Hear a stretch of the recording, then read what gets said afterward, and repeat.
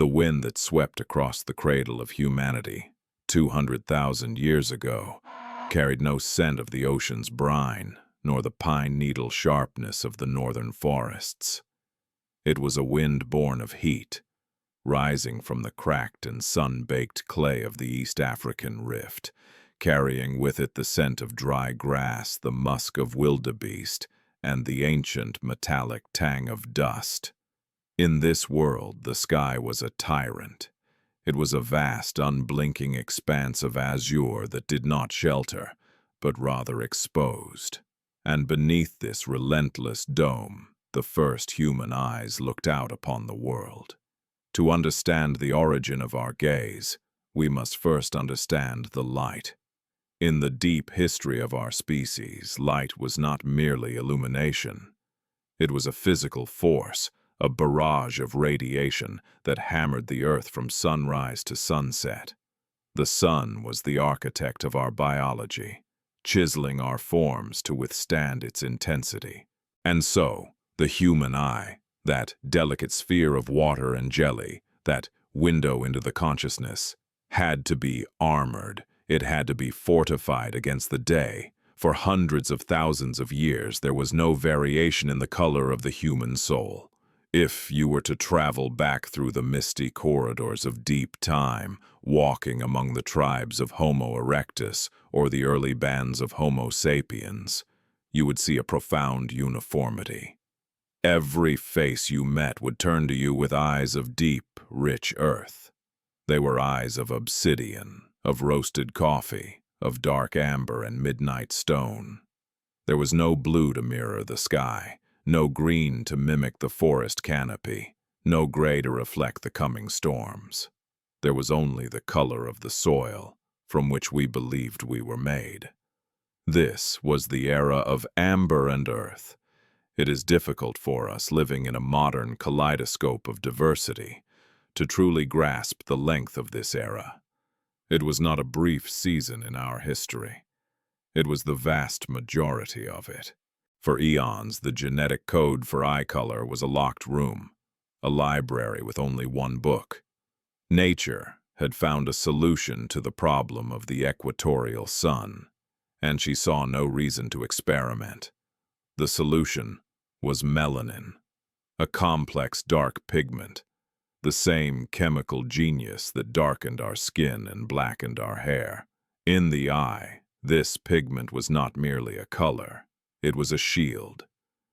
Imagine the anatomy of this ancient eye.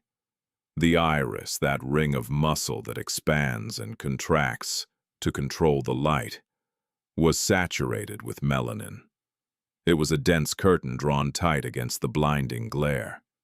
In the fierce brightness of the African savannah, where the sun reflects off the golden grasses with a dazzling intensity, a lighter eye would have been a liability. It would have allowed too much light to scatter within the eye, creating a haze, a visual static that would blur the edges of the world. But the dark eye absorbed the excess light. It drank in the glare and left only the clear, sharp image of the horizon. This was a survival weapon, as critical as the flint spear or the fire-hardened digging stick. Consider the hunter, standing perfectly still in the tall grass, the midday sun beating down on the back of his neck. He is scanning the brush for the flick of a gazelle's tail or the tawny hide of a lion. He does not squint in pain. His dark irises act as natural sunglasses, reducing the glare, increasing the contrast, allowing him to see into the shadows where danger lurks. In this harsh, bright landscape, the dark eye was a prerequisite for life. It was a gift from the sun itself, a biological compromise that allowed us to walk in the light without being blinded by it. But the dark eye was more than just a tool for hunting. It was the anchor of our social universe. In the intimate, firelit circles of the Stone Age, the eye was the primary instrument of connection. Before complex language fully bloomed, we spoke with our gaze. And here, a fascinating evolutionary interplay emerged. while our irises were dark as the night. The sclera, the white of the eye, remained starkly pale. We are the only primates with such visible whites of the eyes. This created a high contrast signal, a beacon of intention.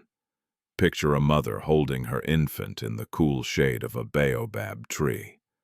The infant's eyes, large and liquid dark, lock onto the mother's. The contrast between the deep brown iris and the brilliant white sclera allowed the child to follow the mother's gaze, to see exactly what she was looking at. It was the birth of shared attention, the foundational brick of human empathy and cooperation. The dark iris made the direction of the gaze unmistakable. If the eyes had been pale, the contrast would have been lower, the signal weaker. But the deep brown against the stark white was a semaphore of the soul, allowing us to coordinate silently during a hunt, to signal danger with a widening of the eyelids, or to show affection with a softening of the gaze. In this era, to look into another's eyes was to see a reflection of your own nature. There was a comfort in this sameness. It reinforced the tribal bond. We were all children of the same earth, bearers of the same dark flame. The concept of other did not yet exist in the palette of the face. We were unified by the necessity of survival, bound together by the melanin that flowed like a river through our ancestry. Time flowed like thick honey, slow and golden. Generations rose from the dust and returned to it, leaving behind only scattered bones and stone tools. And through it all, the brown eye remained the undisputed monarch of human vision. Then came the great restlessness, the urge to wander. It began as a trickle, then a stream, and finally a flood of humanity pouring out of Africa. We crossed the Bab el-Mandeb, the Gate of Tears, entering the Arabian Peninsula. We pushed upward into the Levant, following the herds, following the seasons. We walked until the stars in the night sky changed their positions. And as we walked, the world began to change around us. The scorching heat of the Rift Valley gave way to the cool winds of the Zagros Mountains. The golden savannas faded into the dark, dense forests of Europe and the windswept steppes of Asia. The sun, once a daily tyrant, became a seasonal friend. The days grew shorter. The winter nights stretched out, long and cold. Yet even as the environment shifted, the eyes remained the same. The genetic memory of the equator was stubborn. The ancestors who first set foot on the frozen tundra of the north, who hunted the mammoth and the woolly rhinoceros, did so with the same dark eyes as their forefathers in the tropics. Imagine the visual experience of an Ice Age hunter in what is now Germany, 30,000 years ago. The landscape is a blinding sheet of white snow and glacial ice. The sun, though lower in the sky, reflects off the snow with a ferocity that rivals the African desert. Here, the dark eye found a new purpose. It protected against snowblindness. The melanin absorbed the bouncing UV rays that ricocheted off the ice, saving the retina from being scorched. Even in the cold, the dark eye was a guardian. But the relationship between the body and the sun was becoming complicated. In these high latitudes, the human body was beginning to starve for light. We need sunlight to synthesize vitamin D, to build strong bones and keep our immune systems fighting. The dark skin that had protected us in Africa was now a barrier, preventing the weak northern sun from penetrating deep enough to do its work. And so, slowly, agonizingly slowly, the skin began to lighten. The heavy curtain of melanin in the dermis began to lift, fading from espresso to oak, from oak to parchment, allowing the sun to enter. But the eyes lagged behind. For thousands of years there were humans with pale skin walking the northern glaciers, yet they still looked out at the world with the dark, heavy eyes of the south. The genetic instruction for skin color and eye color were linked, but not identical. The evolutionary pressure to lighten the skin was immediate and life-saving. Rickets and bone deformities awaited those who stayed too dark in the dim north. But the pressure to lighten the eye was softer, more subtle. The dark eye was not killing anyone. It was still functional, it was still beautiful. And so, the trait persisted. It held on like a memory we could not bring ourselves to forget. Deep within the genome, in the microscopic architecture of our chromosomes, the code for brown eyes was written in bold, indelible ink. It was controlled by a gene we now call OCA2. This gene was a factory foreman, tirelessly commanding the production of pigment, ensuring that every child born, whether in the caves of France or the steppes of Russia, carried the legacy of the African sun. The era of amber seemed destined to last forever. There was no biological reason for it to end. Nature does not typically fix what is not broken. The dark eye worked. It saw the predator in the twilight. It saw the berry on the bush. It saw the love in the face of a mate.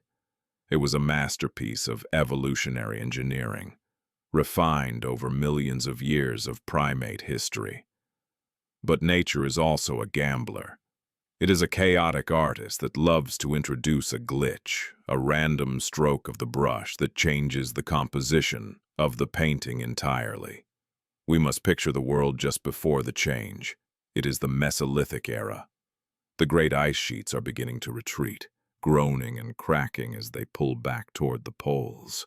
The forests are reclaiming the land. The world is wet, green, and teeming with life.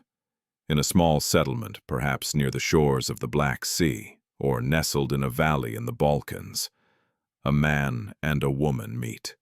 They are hunter-gatherers, living a life that hangs in the delicate balance between feast and famine.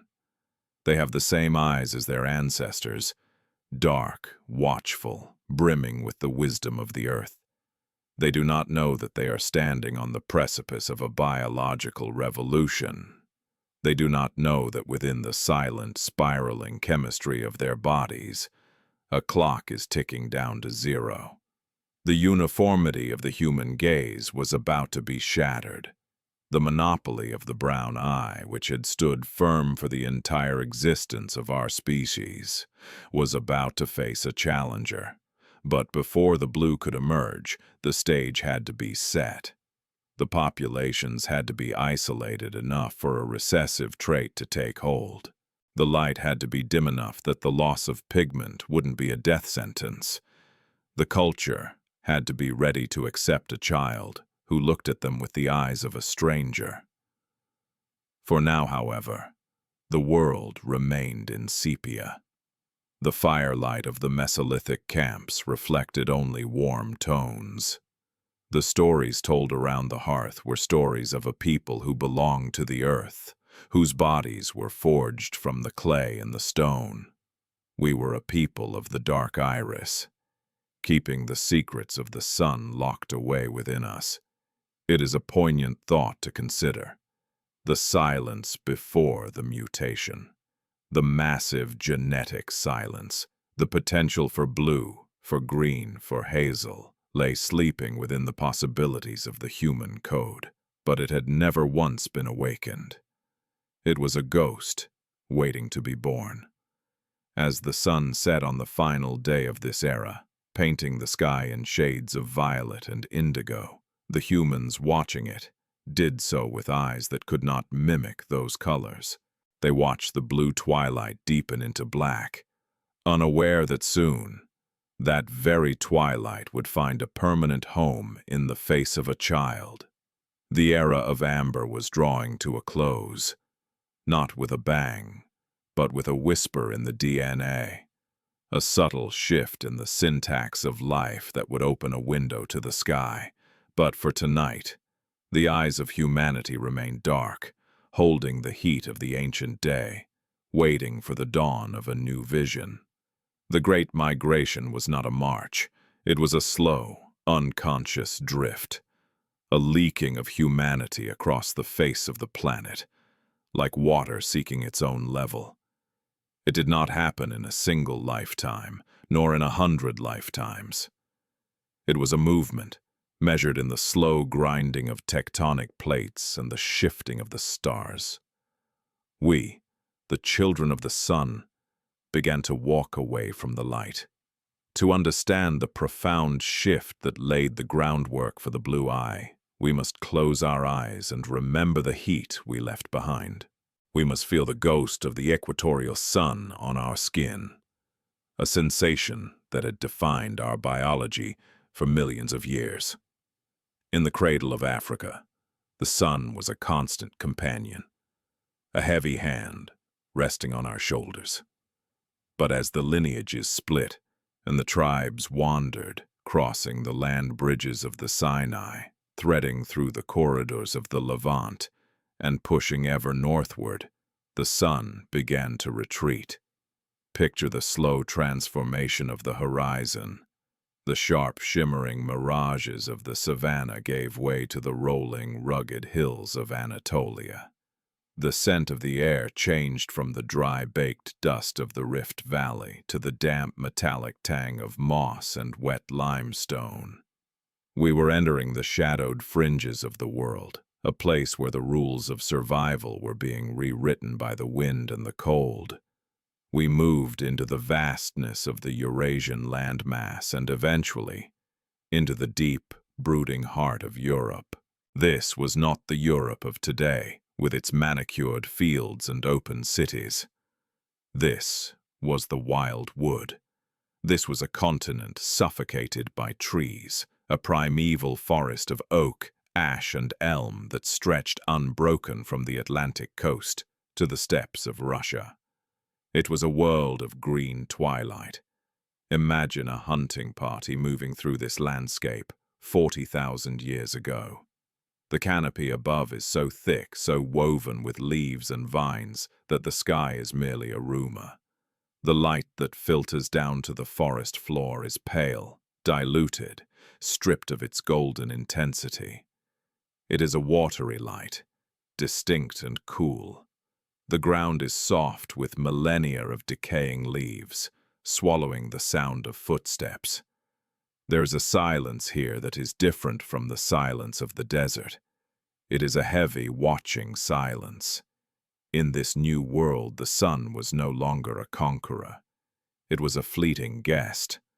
It stayed low on the horizon, painting the world in long, melancholic shadows. The seasons, too, were a shock to the system. In the tropics, time was marked by the rains. Here, it was marked by the death of the light. Winter was a beast that consumed the world for months at a time. The days shrank until they were little more than brief interruptions in the night.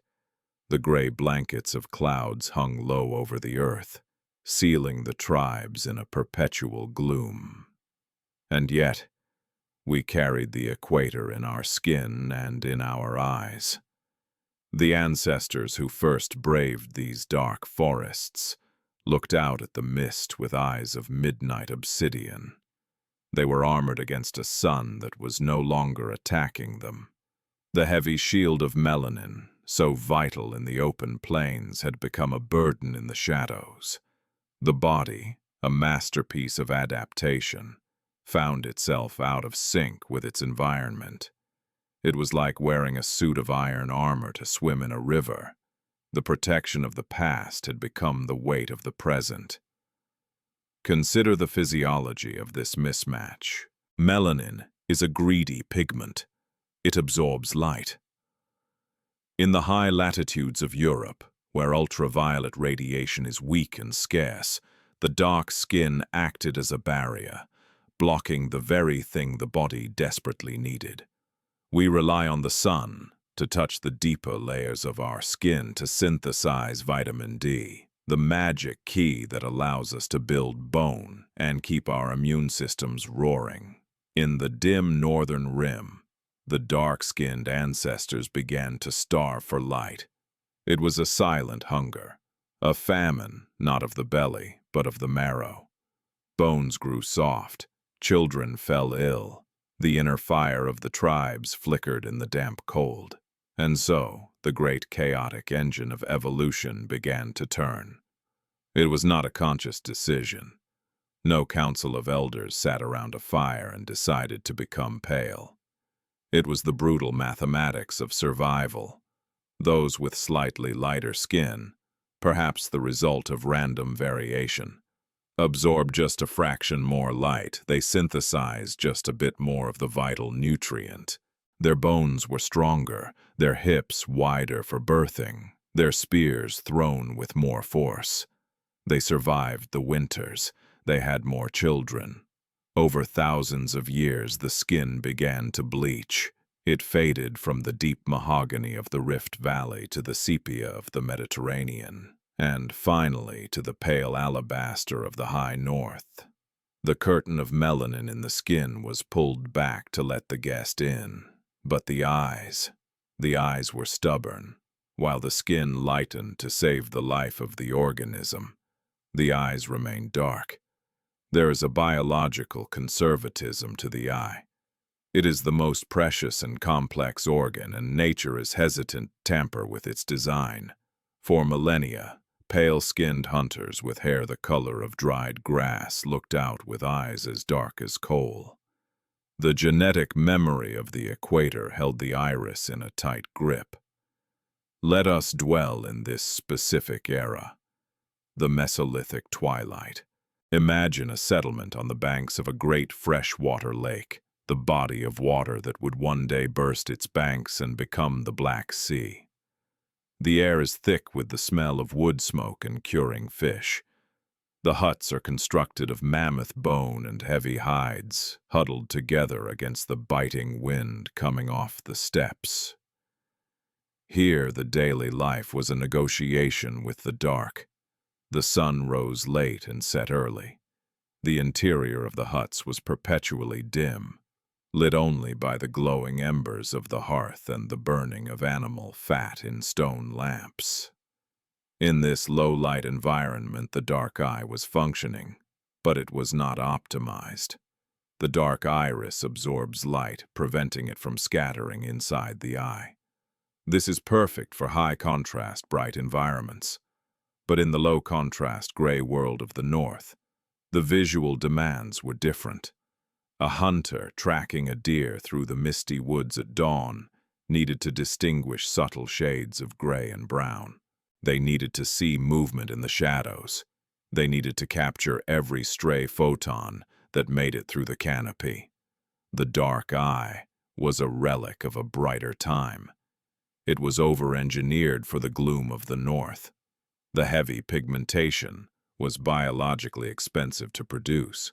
The body requires energy and resources to synthesize melanin, to transport it to the melanocytes, to pack it into the iris. In a world where food was scarce and the cold demanded every calorie for body heat, the cost of maintaining this heavy pigmentation began to outweigh the benefits. This is where the concept of relaxed selection enters our story. For millions of years, there was intense pressure to have dark eyes. If you had light eyes in the African savannah, you suffered from glare, you missed the predator, you died. The selection was rigid, but in the cloudy forests of Europe, the pressure relaxed. The sun was no longer an enemy to be fought off. Having less pigment in the eye wouldn't kill you. The grip of natural selection loosened. The gene pool, once tightly controlled, was allowed to drift. The stage was being set. The genome was becoming restless. Imagine the nights in these northern settlements. The cold was a physical weight, pressing against the walls of the huts. The wind howled through the trees like a lost spirit. Inside, the tribe huddled together, a tangle of furs and limbs. This proximity, This shared warmth was the only defense against the winter.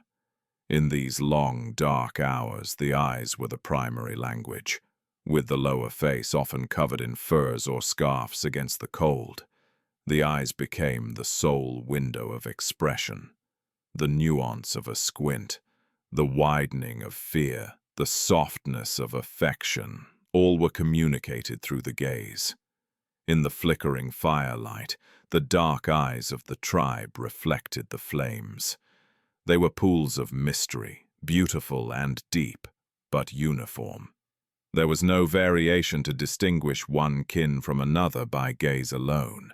You knew your mother by her scent, by the shape of her brow, but not by the color of her soul's window. But deep within the marrow, deep within the reproductive cells of these people, the chemistry of the future was bubbling. The body, always listening to the environment, was beginning to understand that the rules had changed. The instruction manual for making a human was being edited by the climate. The environment of the North was a crucible. It demanded efficiency. It demanded that the body strip away anything that was not essential. The heavy pigmentation of the iris, once a vital shield, was now becoming a vestige. It was like a thick velvet curtain hanging over a window in a house that was desperate for light. The body was ready to pull the curtain back. We must visualize the specific geography of this pre-mutation world. It is likely that the tribe where the change would occur lived in a refugium, a pocket of habitable land where humans retreated during the harshest peaks of the Ice Age. Perhaps it was the Danube Basin, a corridor of relative warmth protected by mountains. Or perhaps it was the submerged lands of Doggerland, now lost beneath the North Sea, a vast plain connecting Britain to the continent. In these refugiums, populations were small. Inbreeding was common. This is a crucial detail. In large, sprawling populations, a recessive mutation, like the one that causes blue eyes, can easily vanish, swallowed up by the dominant genes. It is like a drop of white paint falling into a black ocean. It disappears instantly. But in a small, isolated tribe, trapped by glaciers and forests, the gene pool is a small cup. A drop of white paint changes the color of the whole. The isolation of the northern rim created the perfect laboratory for genetic accidents. The founder effect was in play. If a mutation occurred here, it had a chance to take hold, to drift through the lineage, to become a signature of the tribe. And so, the generations passed. The seasons turned, a relentless wheel of green and white. The Ice Age hunters perfected their craft. They learned the songs of the wolves and the migration paths of the reindeer. They carved intricate goddesses out of ivory and painted the walls of deep caves with the dreams of bison and horses. They were a people of profound resilience, mastering a hostile world with stone and fire. But they were still a people of the dark eye. The tension in the genome was mounting. The biological imperative to capture light was pushing against the ancient wall of melanin. The machinery of the OCA2 gene, the master builder of pigment, was working tirelessly, generation after generation, unaware that its instructions were about to be intercepted. It is a haunting image. A young woman of the Mesolithic, standing on a ridge overlooking the vast gray expanse of the Baltic Sea. The wind whips her hair across her face. Her skin is pale, adapted to the mist. Her clothes are sewn with sinew and bone needles. She looks out at the water, squinting not against the sun but against the wind. Her eyes are dark brown, the color of the peat bog, the color of the past. She carries within her the potential for the future, but it is locked away, silent and unexpressed. She does not know that inside her body, or perhaps inside the body of her mate, a transcription error is about to occur. A single letter in the genetic alphabet is about to be misread. A switch is about to be flipped. The world around her is a symphony of grays and blues, the steel gray of the storm clouds, the icy blue of the glacier, the deep indigo of the cold sea. The environment is screaming these colors. It is washing the world in cool tones, and the human body, in a moment of poetic alignment, is about to answer that call. The retreat to the dim northern rim was not just a migration of geography, it was a migration of biology. We walked away from the furnace of Africa and into the freezer of the north, and in doing so, we invited the cold to shape us. We became creatures of the twilight. We learned to see in the dark, to find warmth in the snow, and to survive on the edges of the habitable world. The stage was now fully set. The lights of the theater had been dimmed. The audience of the trees and the stones was waiting. The heavy curtain of melanin, having served its purpose for 200,000 years, was fraying at the edges. The ancient accident was ready to happen. The mistake that would become a masterpiece was hovering in the air, waiting for the moment of conception to strike. And in the silence of a long winter night, under the watchful gaze of the northern stars, the first domino was about to fall. The era of Earth was ending. The era of the sky was about to begin. It happened in the silence between heartbeats. It happened in the deepest, most secluded sanctuary of the physical world.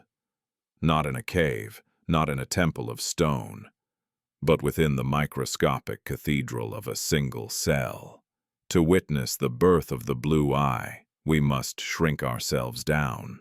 We must leave behind the sweeping vistas of the retreating ice sheets and the dense moss-draped forests of the Neolithic. We must abandon the macrocosm of wind and weather to enter the microcosm of blood and fluid. We must journey into the dark, warm ocean that exists inside the human body, a place where the tides are chemical and the currents are driven by the ancient rhythmic pulse of life itself. Here, in this fluid darkness, an event of singular magnitude took place. It was not a thunderous event. There was no flash of lightning to mark the moment, no trembling of the earth, no sign in the stars above the Black Sea to tell the tribe that the history of their species was being rewritten. It was a moment of absolute quiet. It was a transcription, a copying of a text that had been recited perfectly for 200,000 years until, in this one fraction of a second, the scribe hesitated. The setting for this miracle was likely the womb of a woman living in a settlement near the Danube River, or perhaps along the marshy, reed-filled banks of the freshwater lake that would become the Black Sea. It was a time of transition, somewhere between 6,000 and 10,000 years ago. The world was warming. The great herds of reindeer were moving north, vanishing into the mists, and in their place, the first fields of emmer wheat were being sown. The hunter was becoming the farmer. The wanderer was putting down roots. Imagine the night of conception. The settlement is asleep. The huts, built of wattle and daub, sit low against the earth, looking like sleeping beasts in the moonlight. The air is thick with the smell of damp thatch, the lingering scent of roasted meat, and the earthy musk of livestock that are now sharing the lives of men. Inside one of these shelters, under a heavy covering of furs, a man and a woman lie together. They are the architects of this moment, yet they are completely unaware of the blueprint they are about to alter. They both have eyes of deep, rich brown. Their parents had eyes of brown, and their ancestors before them, stretching back in an unbroken line to the burning savannas of Africa. To them, the eye is the color of the earth.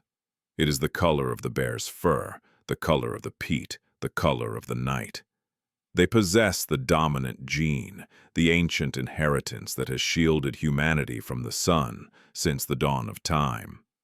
But biology is not a static sculpture. It is a flowing river.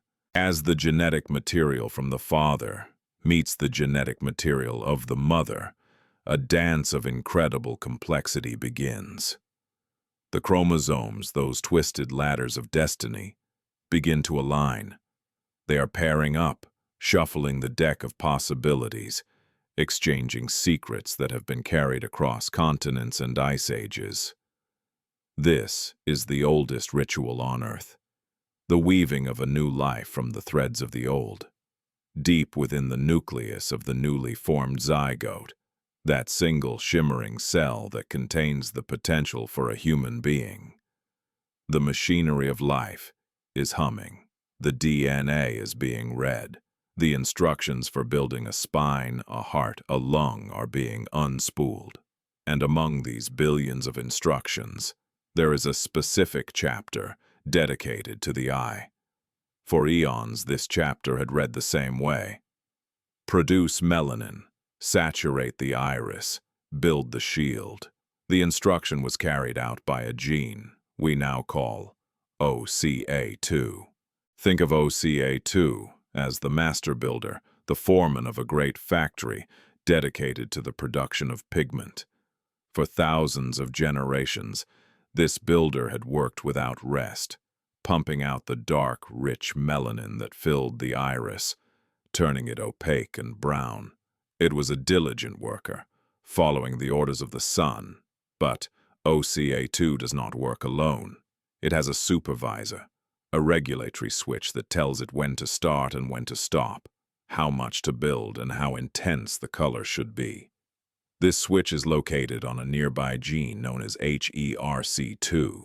In the vast silent library of the genome, HERC2 acts as the librarian. It holds the keys, it controls the volume of the signal. And on this specific night, in this specific cell, in this specific valley of the Neolithic world, the librarian faltered. It was a subtle shift, a mutation, a typo in the book of life. We often think of mutations as violent things. Radiation, shattering the helix, a copying error that leads to disease or death. But most mutations are silent. They are soft whispers in a loud room. In this case, it was a change of a single letter in the genetic alphabet. A C became a T, or an A became a G. It was a microscopic slip of the pen, but this slip changed the instruction. The command sent from HERC2 to the pigment builder OCA2 was dampened. It did not say stop. If it had said stop, the result would have been albinism, an eye with no pigment at all, pink and vulnerable, unable to handle the light, a condition that comes with poor vision and great sensitivity. Nature is rarely so reckless with a viable species. No, the command was not stop. The command was pause. It was quieter. It was less. The signal to produce melanin was dialed down, not extinguished. It was a precise, elegant reduction. The mutation told the builder to construct the scaffolding of the eye, to build the muscles and the nerves, but to leave the canvas blank. It said, "Do not bring the brown paint. Leave the iris clear." This was a moment of biological alchemy. In the darkness of that womb, a bridge was burned. The link to the deep earth tones of the past, the connection to the African sun, was severed for this one singular life. The heavy curtain of melanin that had defined the human gaze for 200,000 years was lifted. The embryo began to divide. One cell became two, two became four, four became eight. With every division, the mutation was copied. It was stamped into every cell of the developing body. It became a fundamental truth of this new existence. The typo was now the text. As the weeks turned into months, the fetus grew. The seasons outside the hut changed. The winter snows melted, feeding the great rivers. The wild flowers of the steppe burst into bloom, yellow, purple, and white. The world was washing itself in color, and inside the womb, the eyes of the unborn child were taking shape. The structures formed, the cornea, clear and tough, the lens flexible and precise, the retina waiting to catch the first photons of light, and the iris, the colored ring. In any other child, in any other age, the melanocytes would have rushed in, like a swarm of industrious bees, depositing their dark granules, filling the stroma with brown pigment until the eye was a solid, light-absorbing disc. But in this child, the melanocytes were confused. The order had not come. The HERC2 switch was silent. The OCA2 builder stood idle, and so, the stroma of the iris remained empty. It was a lattice of collagen, a web of translucent fibers, void of the dark ink of history. It is profound to consider the vulnerability of this moment. This mutation existed in only one organism on the entire planet. It was a flickering candle in a hurricane. If the mother had fallen ill with a fever during the pregnancy, the mutation would have vanished.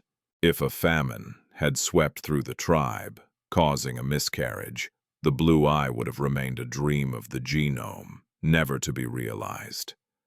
If a predator had caught the mother as she gathered berries at the edge of the forest, the story would have ended before it began.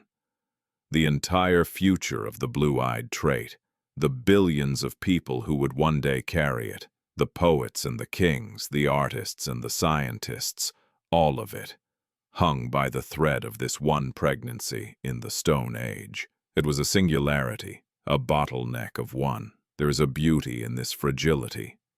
It reminds us that evolution is not a march of inevitability. It is a game of chance played with high stakes. It is a series of silent accidents that somehow, against all odds, managed to survive. The gestation continued. The body of the child prepared for the world, and the world prepared for the child. We must picture the landscape that awaited this new gaze. It was a world of low-contrast light. The Neolithic in northern Europe was a time of mist and canopy. The sun was not the enemy here. It was a scarce resource. And in this environment, the mutation was not a fatal error. If this child had been born in the Kalahari Desert or the Australian outback, the lack of pigment might have been a severe disadvantage. The glare would have been blinding. The unshielded eye might have suffered damage from the intense UV radiation. But here, under the gray weeping skies of the north, the lack of pigment was forgivable. It might even have been an advantage. Scientific theories whisper to us about the physics of light. We know that a clear iris allows more light to pass through. It scatters light differently than a dark iris. Perhaps in the dim, short days of the European winter, this new eye could see just a little better in the twilight. Perhaps it could capture a few more photons in the gloom of the deep forest. It was not a superpower, but in the game of survival, even a 1% advantage can be the difference between eating and starving, between seeing the wolf in the shadows and being taken by it. But let us return to the biology of the eye itself, for there is a misconception we must correct. There is no blue pigment in the human eye. Nature does not possess a blue dye for us. We have melanin for brown, lipochrome for yellow, but we have no recipe for blue. So, what did this mutation actually create? It created a trick of the light. It created a ghost color. When the heavy melanin is removed from the iris, what remains is the semi-transparent stroma. When light hits this structure, it does not get absorbed as it would in a brown eye. Instead, it scatters. The shorter wavelengths of light, the blue and the violet, scatter more easily than the red and the yellow. They bounce around within the fibers of the iris and are reflected back out to the observer. This is the exact same physics that makes the sky blue, It is called the Tyndall effect, or Rayleigh scattering. The sky is not painted blue. It is blue because the atmosphere scatters the sunlight. So, in the womb of that Neolithic mother, the mutation did not paint the child's eyes blue. It stripped them bare. It cleared the clouds. It created a structure that would capture the sky. The child was being prepared to carry a piece of the atmosphere in their face. It was a profound shift from the earthly nature of the brown eye to the aerial nature of the blue. We were moving from the soil to the heavens. The silent transcription was complete. The era had been codified. The DNA had been replicated millions of times, building a body that was indistinguishable from its kin in every way.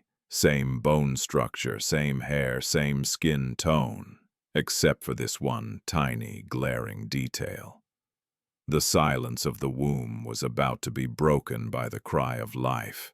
The transcription was finished, and now the reading would begin. Imagine the moment of birth.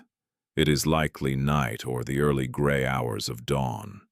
The fire in the hut has burned down to embers. The midwife, an elder of the tribe with hands rough from working hides but gentle with life, receives the child. The air is cold. The shock of the world rushes into the infant's lungs. The first cry echoes off the mud walls. The mother, exhausted, reaches for her child. She examines the fingers, the toes, the shape of the head. She counts the breaths, and then, slowly, the infant opens its eyes. At first, there is no surprise. All human infants are born with eyes that appear murky or slate-colored, as the pigment needs light to trigger its final darkening. But usually, even at birth, the deep brown of the ancestors is visible, lurking just beneath the surface, a dark tide waiting to rise. But in this child, the tide does not rise. The eyes that look back at the mother are not the eyes of the earth. They are the eyes of the storm. They are pale, piercing, and utterly alien. They reflect the firelight with a strange, ghostly luminescence. The silent transcription is no longer silent. It is screaming its presence to the tribe. We can only speculate on the reaction. Was there fear? In a world governed by superstition where spirits inhabited the trees and the stones, a child with eyes the color of ice might have been seen as a changeling, a child of the winter spirits, a bad omen, or was there awe? Did they see the color of the water that gave them life? Did they see the color of the clear sky that promised good hunting? The fate of the mutation hung in the balance of that first reaction. If the tribe had rejected the child, left it on the hillside to die of exposure, a common practice for the defective in harsh times, the blue eye would have been extinguished. The genetic era would have been erased. A failed experiment of nature, but they did not reject the child. The instinct to protect, the bond of blood, was stronger than the fear of the strange. The mother looked into those pale eyes and saw her child, not a monster. She put the infant to her breast. She kept it warm. She fed it.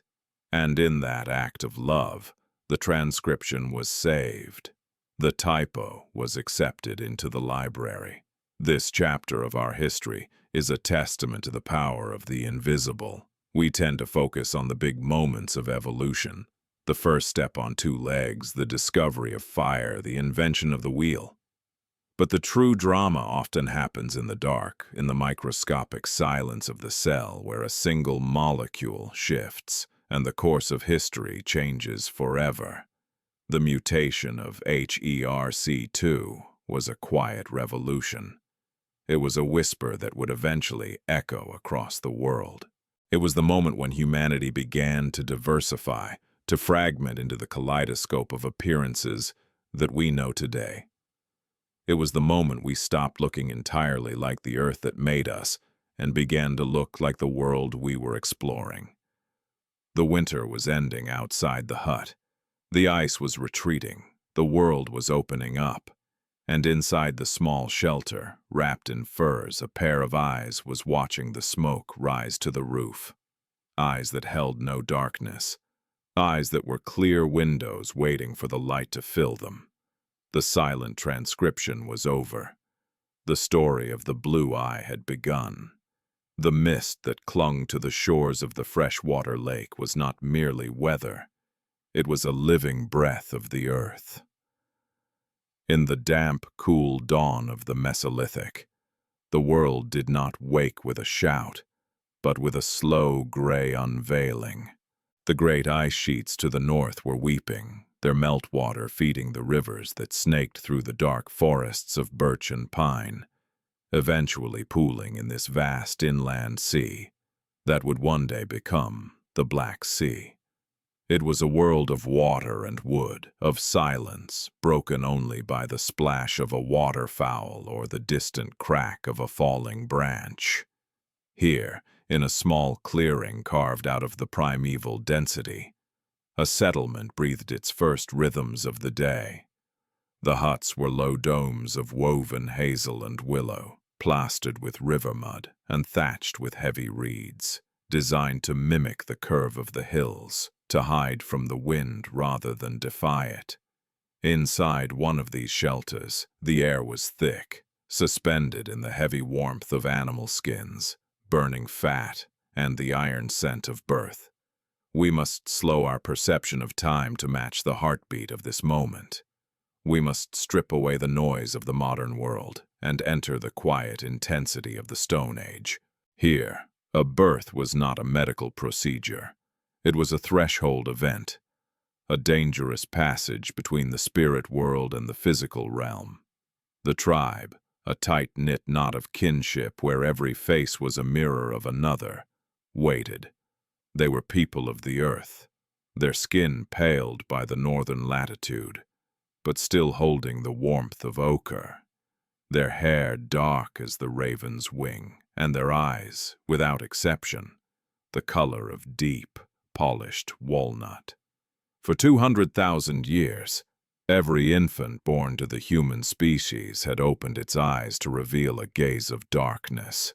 The midwife, an elder whose hands were mapped with the scars of labor and the stains of berry juice, had welcomed hundreds of new lives into the tribe. She knew the rhythm of the first breath.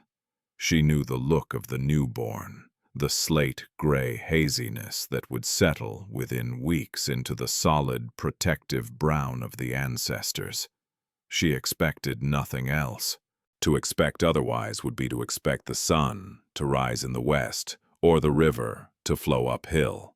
Uniformity was the law of nature, but on this morning, the law was broken. As the infant, a child who would unknowingly become the architect of a new human aesthetic, slipped from the warmth of the womb into the cool air of the hut, the atmosphere shifted. The midwife cleaned the child with soft moss and warm water. She checked the limbs, the fingers, the strength of the cry. All was well. The child was strong, a survivor, a new link in the endless chain. Then the infant opened its eyes. Time, in that smoky hut, seemed to stumble. The midwife paused. Her hands, usually so sure and rhythmic in their work, froze in the air. She leaned closer, squinting against the dim light of the smoldering hearth. She expected to see the familiar, comforting darkness, the deep pool of melanin that protected the soul from the world. Instead, she saw the storm. The light from the fire entrance struck the infant's iris and did not sink. It did not vanish into a black void. It struck the eye and shattered, scattering back out in a hue that had never, in the history of the human family, been seen on a human face.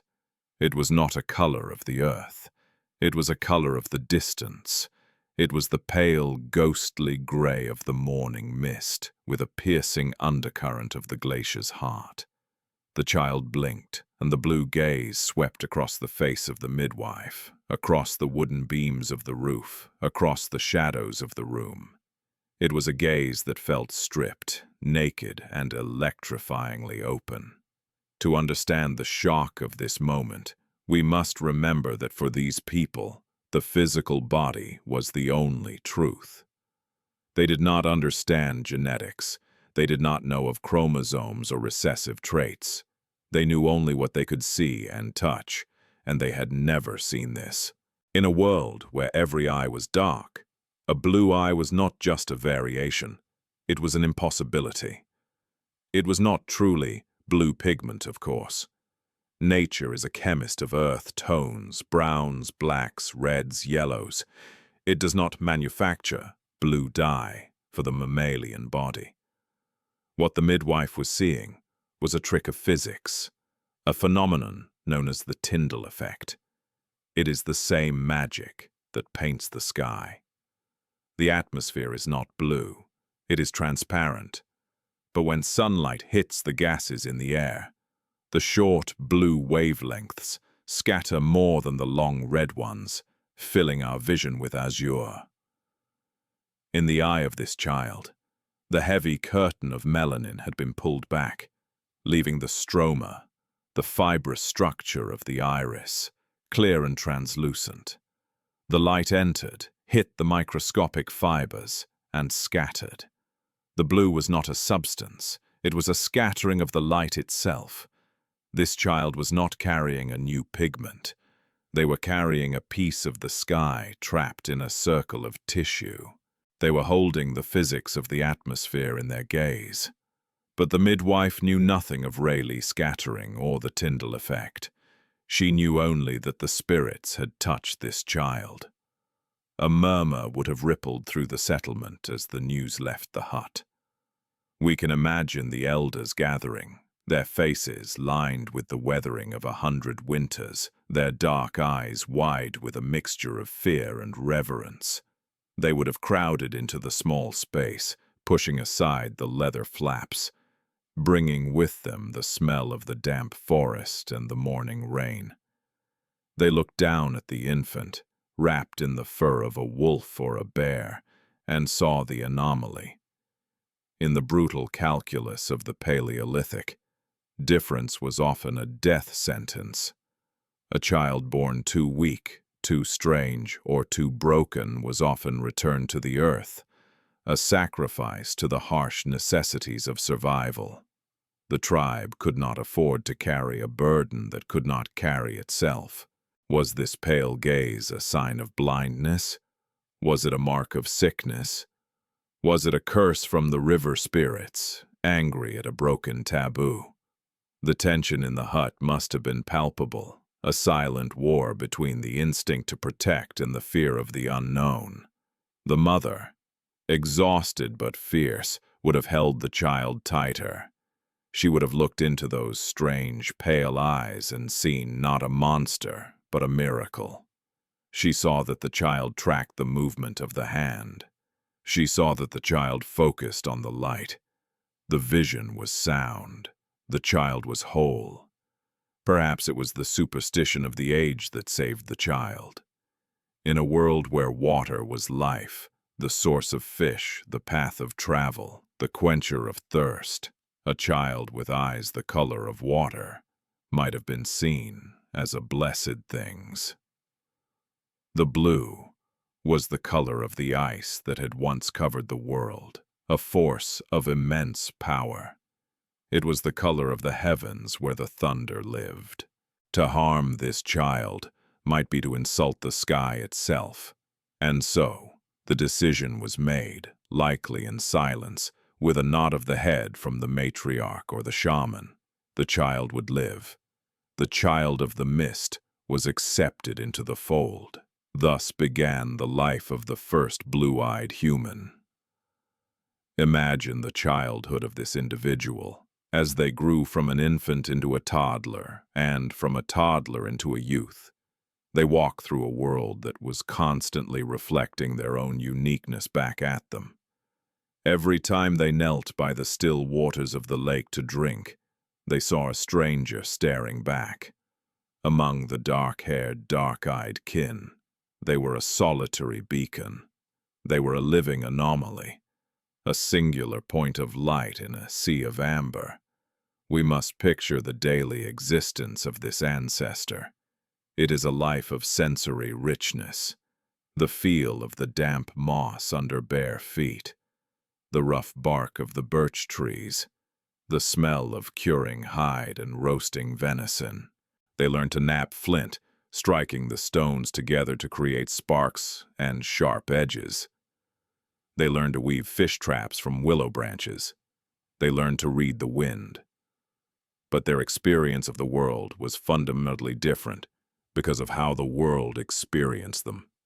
In the intimate, face-to-face society of the Stone Age, eye contact was the primary language of trust. When this child looked at others, they offered a transparency that was disarming. The dark eye hides the pupil. It masks the dilation that betrays fear or attraction. But the blue eye reveals everything. The pupil stands out like a black sun in a pale sky. Every shift in emotion, every widening of interest, every contraction of anger was visible to the tribe. This child could not hide their feelings. Their soul was on display. Perhaps this transparency became a form of power. In the firelight of the evening councils, when the stories of the mammoth hunts and the spirit walks were told, the blue-eyed child would have glowed. The flames would have danced in their irises, turning them into pools of shifting gold and steel. They would have been captivating. We must also consider the biology of the eye in this specific environment. The mutation had stripped away the melanin, the natural sunglasses of the body. In the scorching sun of the African savannah, this would have been painful. The glare would have been overwhelming. But here, in the dim northern rim, the sun was a gentle, fleeting lover. The forests were thick with canopy. The skies were often veiled in gray clouds. In this low-light world, the clear window of the blue eye may have offered a subtle, almost imperceptible advantage. With less pigment to block the light, more photons could flood into the eye. It is possible that in the twilight hours, the dawn and the dusk, the times when the wolves prowled and the deer moved, the child of the mist could see just a fraction better than their dark-eyed kin. They could distinguish the gray shape of a predator against the gray trunk of a tree with slightly more clarity. It was not a great survival advantage, not like a sharper spear or a faster run. But, in the game of evolution, inches matter. However, there was also a vulnerability. The blue eye is more sensitive. On the rare days when the summer sun broke through the clouds and reflected off the water of the lake, the child of the mist would have had to squint. They would have felt the sting of the light more acutely. They were a creature of the shade, a being designed for the cooler, dimmer corners of the earth. This duality, survival versus vulnerability, is the hallmark of every evolutionary step. We trade one strength for another. We lost the heavy fur of our primate ancestors to gain the ability to sweat and run long distances. We lost the massive jaw muscles to allow our brains to expand. And here, in the quiet of the Neolithic, we traded the protection of the dark eye for the sensitivity of the light one. As the years passed, the child of the mist grew strong. They survived the childhood fevers that claimed so many. They survived the long, hungry winters when the tribe chewed on boiled leather and cracked bones for marrow. The mutation did not make them frail. It sat quietly in their genetic code, a harmless passenger, waiting for its chance to travel further. We must wonder about the inner life of this first ancestor. Did they feel chosen? Did they feel lonely? To be the only one of your kind is a profound psychological weight. There were no mirrors, only the water. There were no stories of blue-eyed heroes, for None had existed before. They had to forge their own identity in the vacuum of history. Perhaps they became a shaman, a seer. The unusual eyes would have lent themselves to a role of spiritual authority. If you look like the spirits, the tribe will often let you speak for them. Or perhaps they were simply a hunter, a gatherer, a weaver of nets, their difference noted but eventually woven into the mundane tapestry of village life.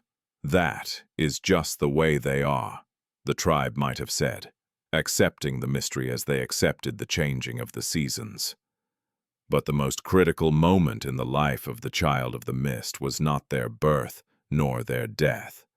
It was the moment they found a mate. This is the bottleneck of history.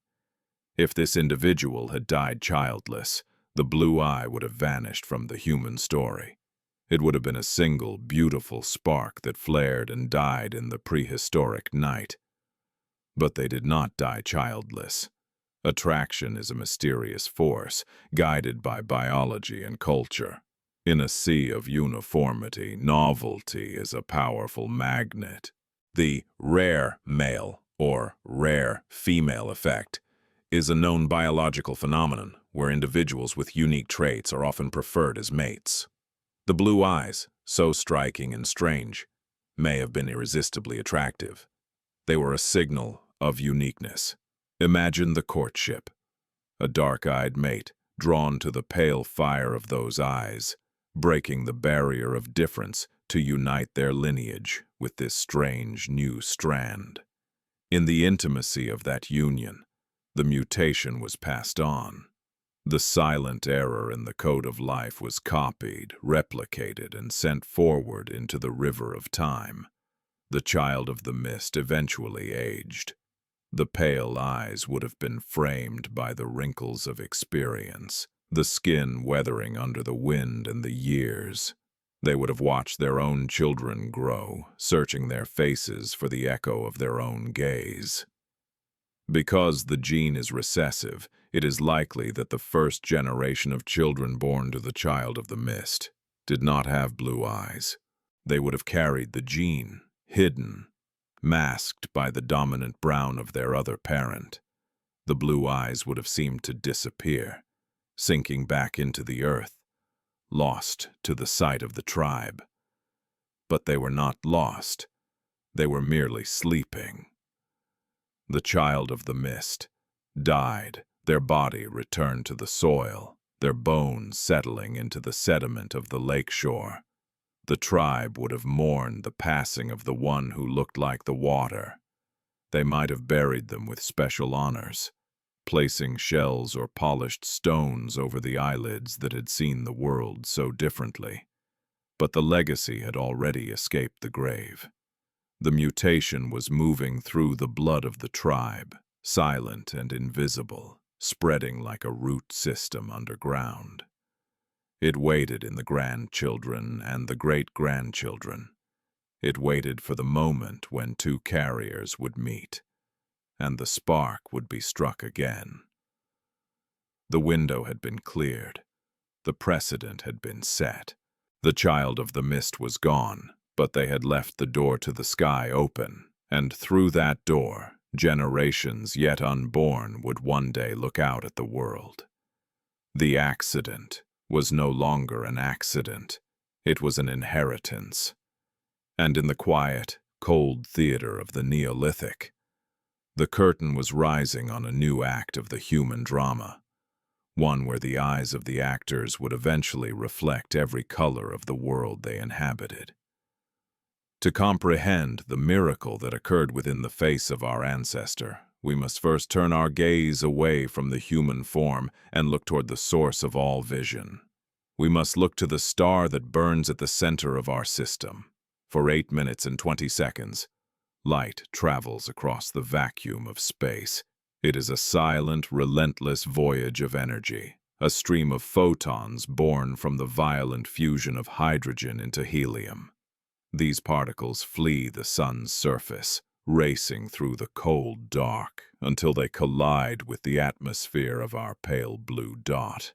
Here, the light begins to change. It strikes the molecules of nitrogen and oxygen. It filters through the drifting clouds of water vapor. It bathes the mountains and the oceans in a spectrum of visibility. In the ancient world, the world of the Neolithic, where the forests of Europe were deep, breathing entities of oak and elm, this light was the governor of all things. It dictated the waking hours of the tribe. It warmed the soil for the first crops of emmer wheat, and it revealed the faces of kin to one another. For millions of years, when this solar fire entered the human eye, it met a wall. The iris of the African ancestor, and indeed the iris of the vast majority of humanity, was a fortress. It was saturated with melanin, a pigment so dense and rich that it acted as a black hole for light. The photons entered, were absorbed, and vanished. The energy was quenched. This was the design of the shield, to take the blow of the sun and neutralize it, protecting the delicate interior from the radiation that could scour the retina. But in the eye of the child of the mist, and in the eyes of the lineage that flowed from them, the wall had crumbled. The fortress was unguarded. To understand the physics of the blue eye is to understand the physics of the void. We must shrink ourselves down, smaller than a grain of pollen, smaller than a single bacterium, and enter the architecture of the iris itself. We are entering a landscape of biological wonder. The iris is not a flat sheet of color. It is a muscle, a dynamic, moving ring of tissue that expands and contracts with the rhythm of the light. It is composed of layers.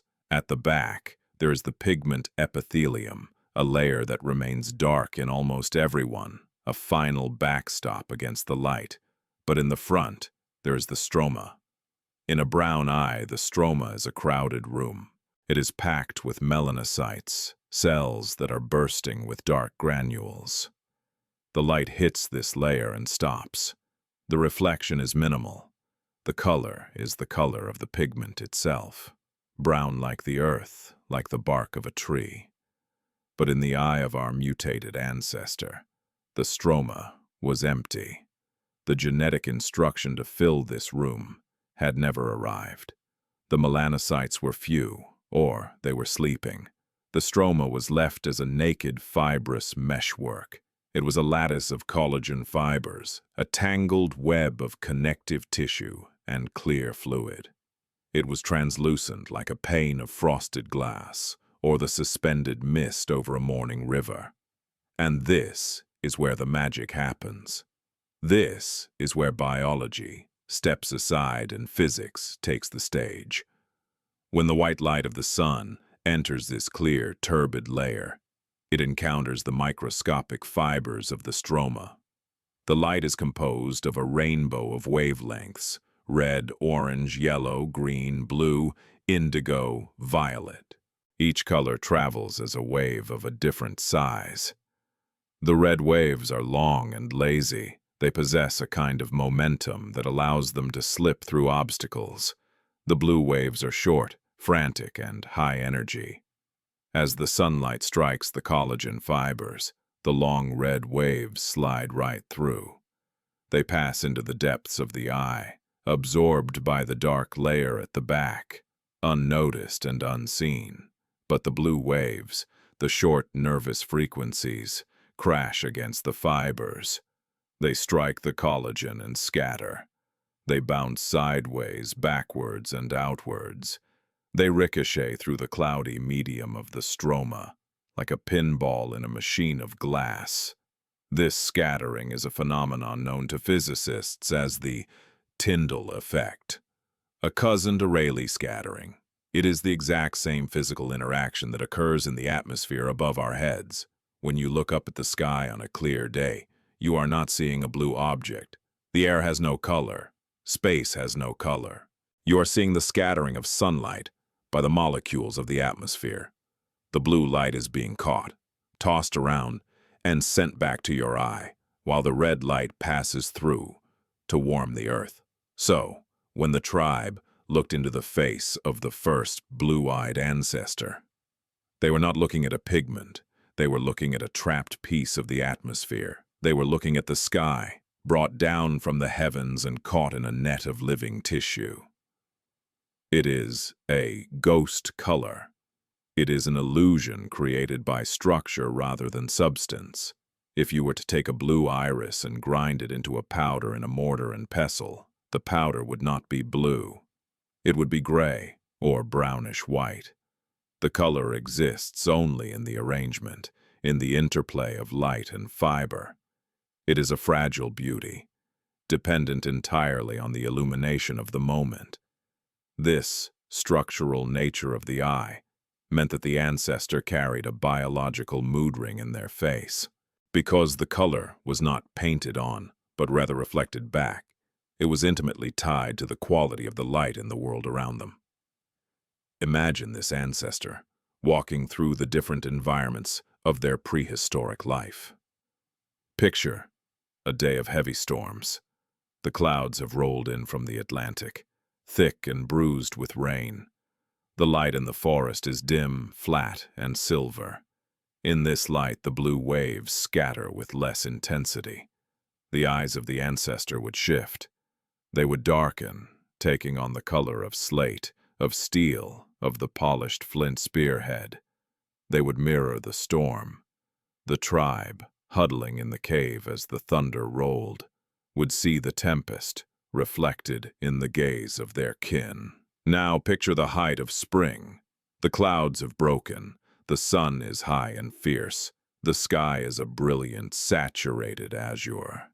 In this intense, direct light, the scattering in the iris goes wild. The eyes flare with an electric intensity. They become the color of the cornflower, the color of the center of a flame. They shine. In the dark interior of the forest, these eyes would have seemed to glow with their own internal luminescence, a beacon of cool fire. And consider the evening by the hearth. The sun has set, and the only light comes from the dancing flames of the wood fire. Firelight is rich in long red wavelengths and poor in blue ones. In this warm orange glow there is very little blue light to scatter. The eyes of the ancestor would shift again. They would appear deep, dark, almost violet. The ghost would recede, and for a moment they would look almost like their brown-eyed cousins, the ancient family resemblance returning in the flicker of the flames. This chameleon quality was a biological marvel. The brown eye is consistent. It is a solid anchor. But the blue eye is fluid. It does not absorb the world. It interacts with it. It is in a constant dialogue with the sun. But evolution is rarely driven by poetry alone. There is always a question of function, of cost and benefit. What did this new, scattering window offer the ancestor in the brutal reality of the Neolithic? We must return to the dim northern rim. We must remember the fog. The Europe of 6,000 years ago was a darker place than the savannah. The winters were long cloaks of twilight. The canopy of the primeval forest was a thief of light. For a hunter tracking a deer at dusk or a gatherer searching for mushrooms in the undergrowth, every photon mattered. The dark eye, with its heavy pigmentation, is a master of glare reduction.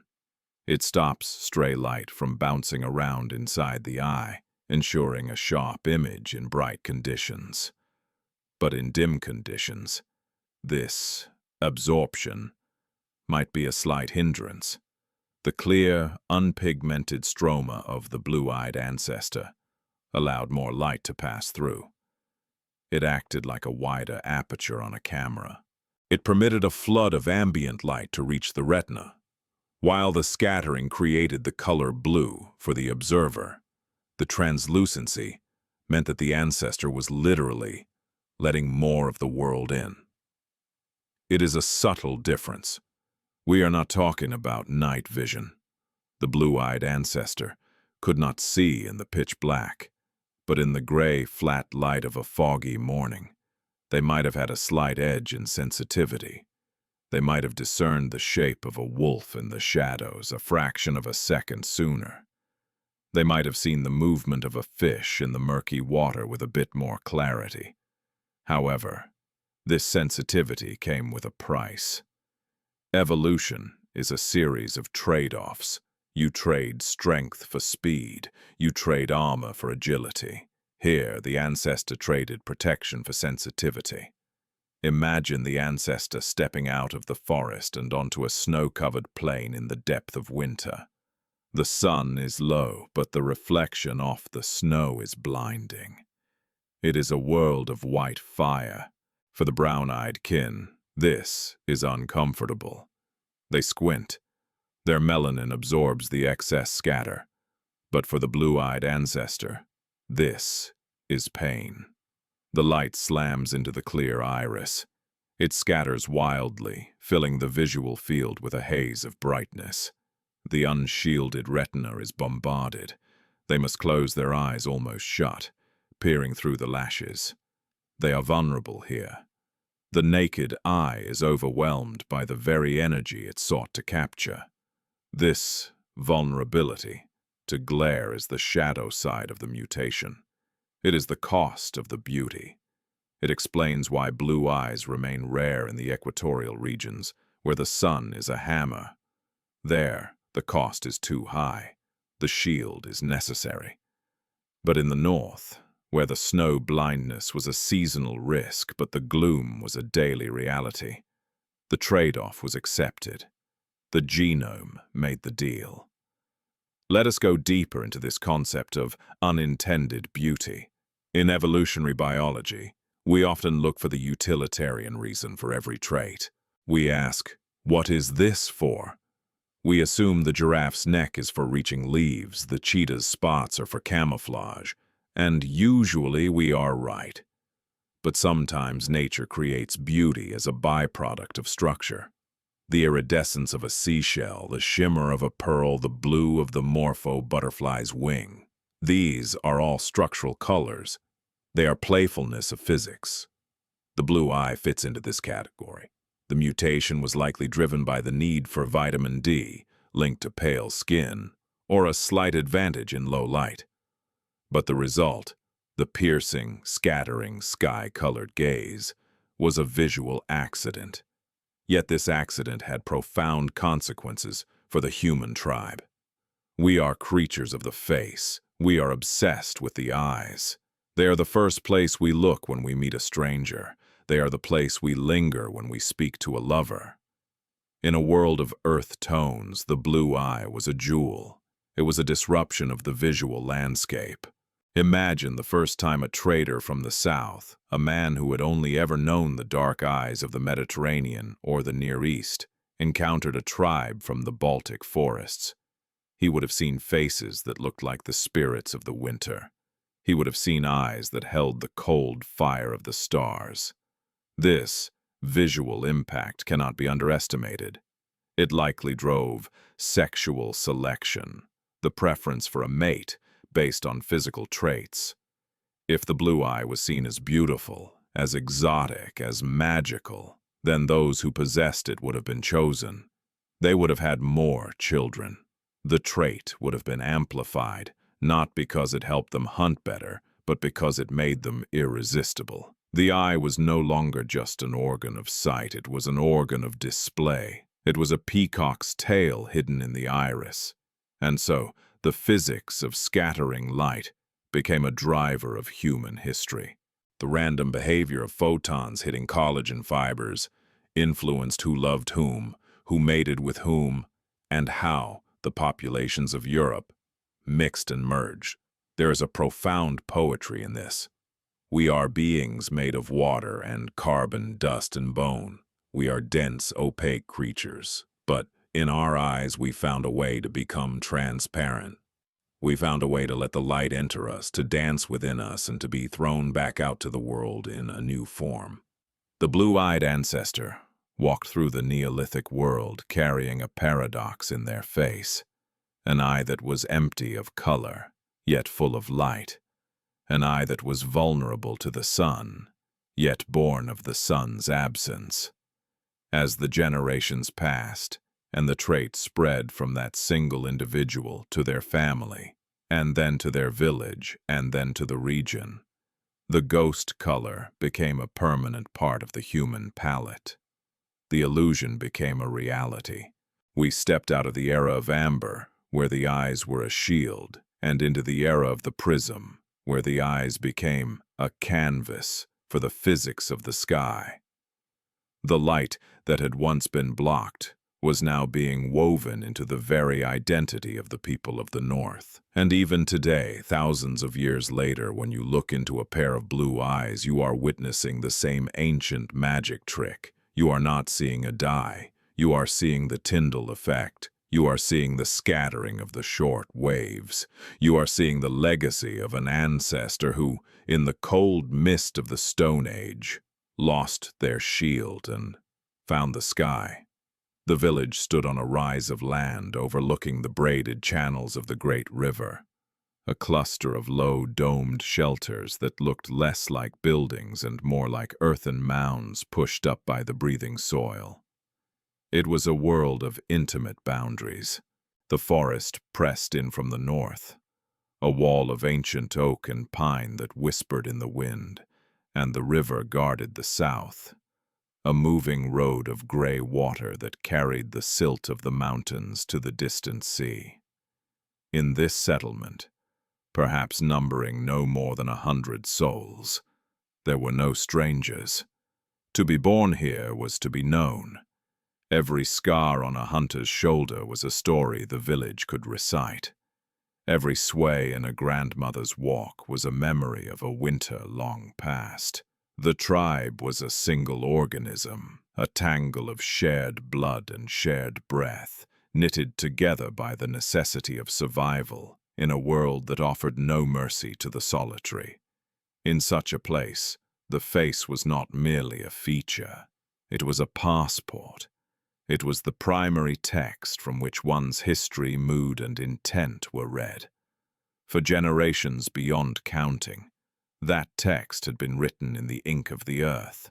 The eyes of the elders, the eyes of the children, the eyes of the lovers meeting in the shadows of the granary. All were unified by the deep, protective darkness of melanin. To look into the eyes of another was to look into a mirror of obsidian, a reflection of the shared heritage that stretched back to the sun-drenched savannas of the beginning. But now in the heart of this tightness walked the stranger. We must try to inhabit the mind of the tribe as they watched this individual move among them.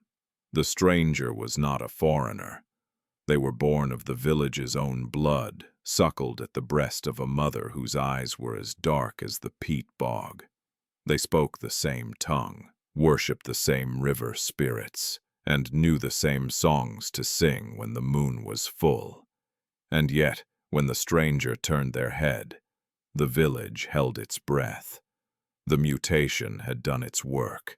The heavy curtain of pigment had been lifted, and in its place sat the shocking pale clarity of the sky. In the daylight, the effect was startling. When the stranger stood by the river, mending a fishing net of woven willow, their eyes seemed to drink the light of the water. They were not the warm, welcoming brown that the tribe associated with kin and comfort. They were the color of the ice that cracked on the river's edge in deep winter. They were the color of the distance, of the horizon where the world faded into the unknown. There is a profound psychological weight to being the only one. Imagine the experience of the stranger. They would have seen their own reflection in the water, a pale, piercing gaze staring back from a face that otherwise looked like everyone else's. But more intensely, they would have seen their difference reflected in the faces of others. They would have seen the momentary widening of the eyelids when they made eye contact, the subtle pause in conversation, the lingering stare of a child peeking from behind a mother's furs. Did they feel like an outcast, or did they feel like a chosen vessel? In the anthropology of the deep past, anomaly is often the gateway to the sacred. The human mind, even in its prehistoric state, was wired to seek meaning. We do not look at the unusual and see merely different. We see significant. A white stag in the forest is not just a deer with a pigment deficiency. It is a messenger from the gods. A stone with a hole worn through the center is not just geology. It is a talisman. And so, the stranger with the eyes of the storm likely rose to a position of peculiar power. They were the village of the stranger now, centered around this living totem. It is easy to imagine that the stranger was steered toward the role of the shaman, the seer, the one who speaks with the invisible forces. The logic of the magical mind is associative. If the eyes are the color of the sky, then perhaps this person can speak to the thunder. If the eyes are the color of the water, perhaps they can soothe the river when it floods. The mutation, which began as a random error in the genetic transcription, was repurposed by the culture into a badge of spiritual authority. Picture a ceremony in the depth of the Neolithic night. The tribe has gathered in the central roundhouse, a structure large enough to hold them all. The air is thick with the smoke of smoldering juniper and the musk of packed bodies. The darkness is absolute, save for the central fire that snaps and hisses, sending sparks up toward the smoke hole. The shaman, our stranger, sits across the fire. In the gloom, a dark-eyed face becomes a shadow, the features blurring into the background. But the blue eye behaves differently. It captures the firelight. It reflects the dancing flames with a spectral intensity. To the tribe watching from the shadows, the stranger's eyes would appear to be glowing from within. Two orbs of electric light burning in a human skull. This luminescence was a disruption of the visual language of the tribe. It was hypnotic. It commanded attention, not through force, but through fascination. In the flickering light, the stranger did not need to shout to be heard. They merely had to look. The gaze itself was a performance. It was a visual anchor in the drifting dark. This social magnetism is a force as real as gravity. In the biology of social animals, attention is a currency. The alpha wolf commands attention. The dominant primate is watched by the troop. By virtue of their eyes, the stranger possessed a natural, unearned dominance. They were the focal point of the room, the center of gravity around which the social dynamics of the village revolved. But there is a force even more primal than social status, a force that drives the river of evolution more powerfully than any other. Desire. We must consider the village of the stranger through the lens of sexual selection. This is the mechanism by which nature decides what is beautiful and, by extension, what survives. For millennia, the definition of beauty in the human face had been written in earth tones. Dark hair, dark skin, dark eyes. This was the archetype of health and fertility. But the human mind has a quirk, a paradox that evolutionary psychologists call the novelty effect or rare male advantage. We are drawn to the familiar because it is safe, but we are aroused by the novel because it is exciting. In a world of sameness, the unique trait stands out like a beacon. Imagine a courtship in the spring, when the forest is waking up and the air is sweet with pollen. The young men and women of the tribe are mingling, participating in the ancient dance of partner selection. A young woman, her eyes the color of deep mahogany, finds herself looking at the stranger. Why does she linger? Why does her heart rate quicken? It is not because the blue eyes make the stranger a better hunter. The mutation does not help them throw a spear straighter or run faster. It offers no caloric benefit. But it offers the thrill of the exotic. It offers the handicap principle, the idea that this individual is so unique, so striking, that they defy the norm. The transparency of the blue eye also adds a layer of intimacy that the dark eye conceals. The dark iris hides the pupil. It masks the dilation that signals arousal or interest, but the blue eye reveals it. When the stranger looked at the woman with desire, his pupils would expand, vast black pools swallowing the blue. She would see his reaction instantly. She would see the physiological evidence of his want. This readability creates a feedback loop of emotional connection. It fosters a sense of vulnerability and openness. To be looked at by the stranger was to be seen more nakedly than ever before. The gaze was piercing, not in a way that threatened, but in a way that stripped away pretenses. And so, the mutation became a currency of attraction. The stranger was not shunned. They were sought after. The rarity of the trait made it a prize. To mate with the stranger was to link one's lineage to the sky, to the mystery, to the future. The unintended beauty of the physics of light became a survival strategy. In the brutal simplicity of the Stone Age, being memorable is a survival strategy in its own right. If you are remembered, you are fed. If you are remembered, you are protected. If you are remembered, you are chosen. The mutation persisted, not because it was better in a mechanical sense, but because it was unforgettable. We can trace the ripple effect of this attraction through the generations that followed. The stranger took a mate. The firelight of their union sparked the next link in the chain. Because the gene is recessive, the children of the stranger likely did not have blue eyes. They would have been carriers, holding the silent code within them, masked by the dominant brown of the other parent. The blue eyes would have seemed to vanish from the village, sinking back into the gene pool like a stone thrown into a deep pond. But the memory of the stranger remained. The stories of the one with the sky eyes would have been told around the hearths. The lineage would have been tracked. She is the daughter of the sky-eyed one, they would say. The trait was gone from the face, but it was woven into the identity of the family. Time drifted. The village grew. The seasons turned into decades, and the decades into centuries. The descendants of the stranger married the descendants of the cousins, weaving the genetic threads back together. And then 100 years later, or perhaps 2, the spark resurfaced. A child was born in a hut, not far from where the stranger once lived.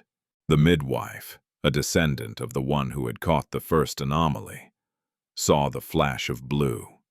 The gene had found its match.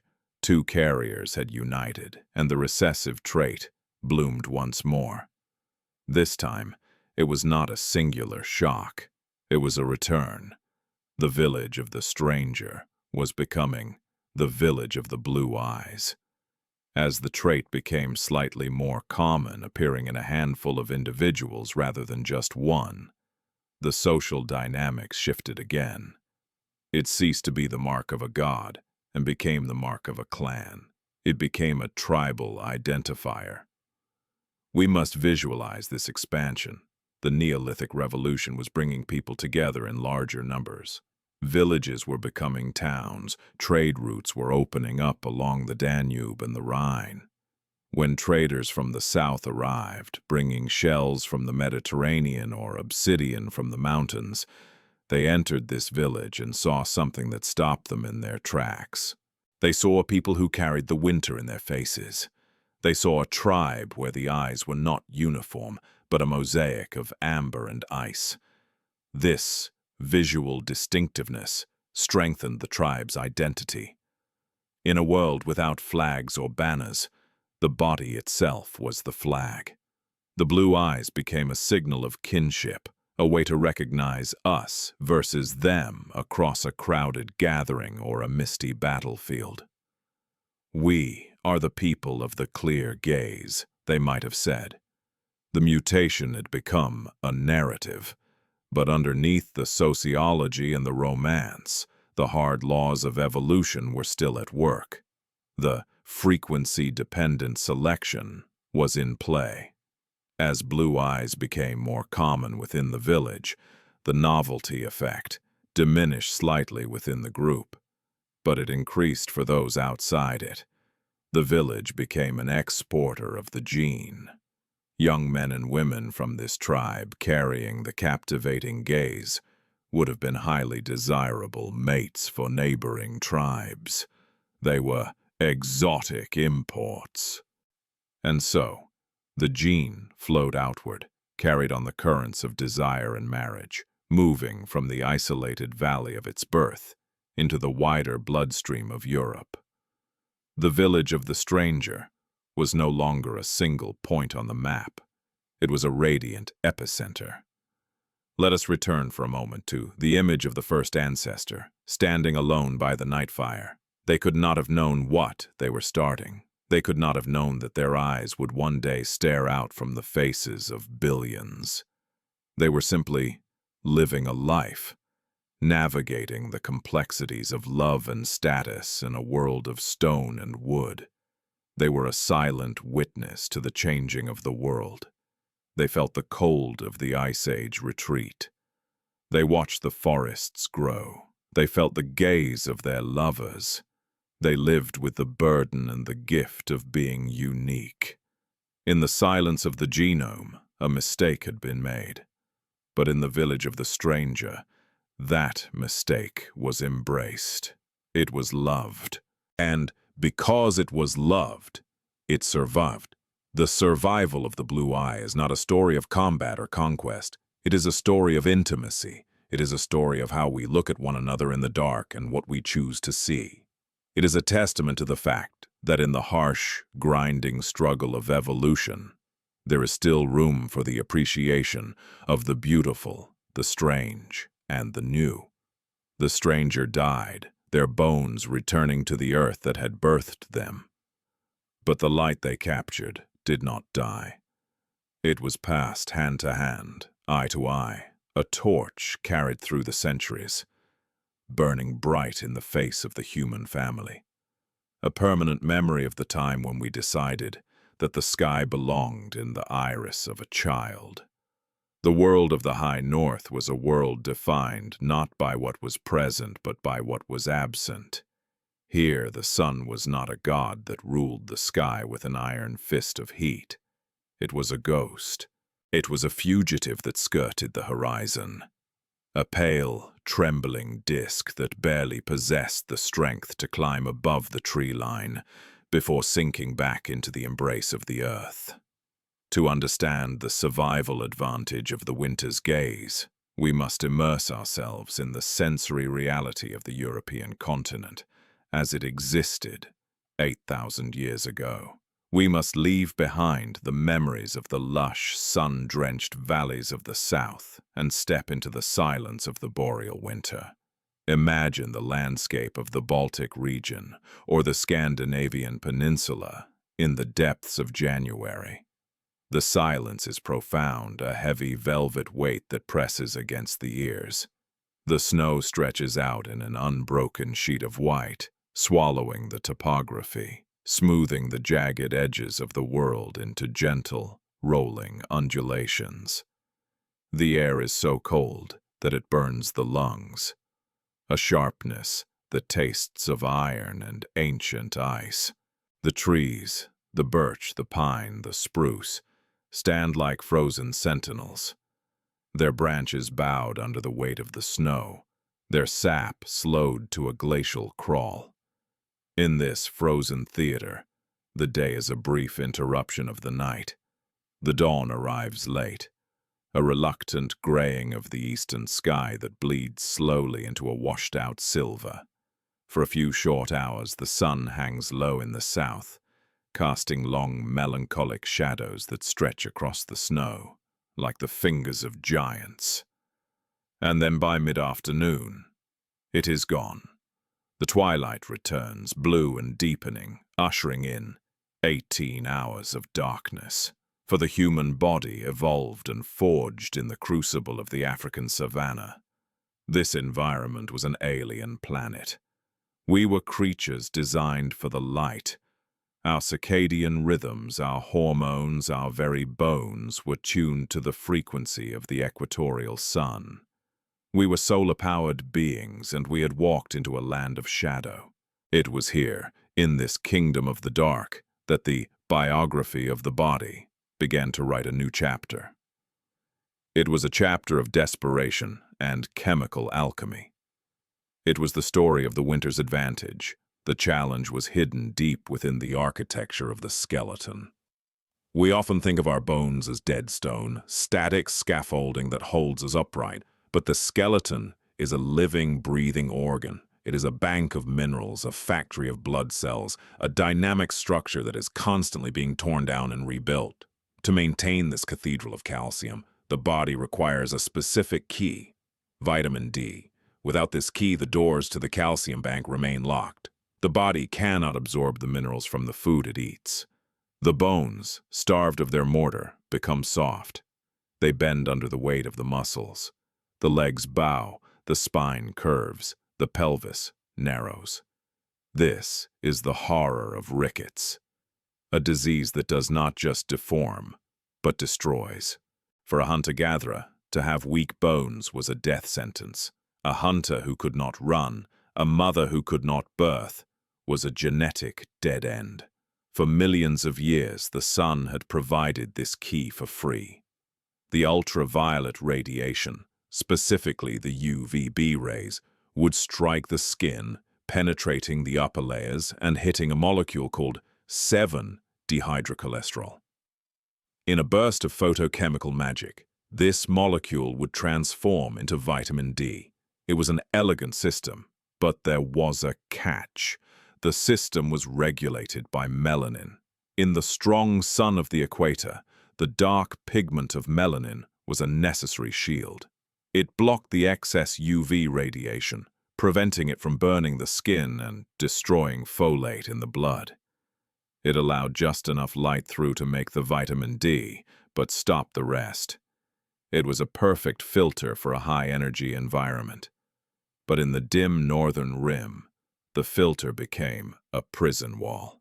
The UV radiation at these high latitudes is weak. It has to travel through a thicker layer of atmosphere to reach the ground. By the time it arrives, it is a whisper of its former self. When this weak light hit the dark skin of the early migrants, it was blocked almost entirely. The melanin, doing its job too well, acted as a barrier to the very thing the body was starving for. The shield had become a suffocating blanket. We can imagine the silent crisis of those early generations. The children born in the winter, swaddled in furs, kept in the dark huts, their skin dark as the night, slowly growing weak. The parents would not have understood the chemistry. They would have only seen the tragedy. They would have seen the softening of their kin, the failure of the frame to hold the spirit. And then the genome responded. It was not a conscious decision. Evolution does not plan. It stumbles. But among the random variations of life, those individuals with slightly less melanin in their skin began to thrive. Their paler skin was not a shield, but a sponge. It was a net cast wide to catch every stray photon of UV light that managed to pierce the gray clouds. With the pigment barrier removed, the weak northern sun could penetrate deep into the epidermis.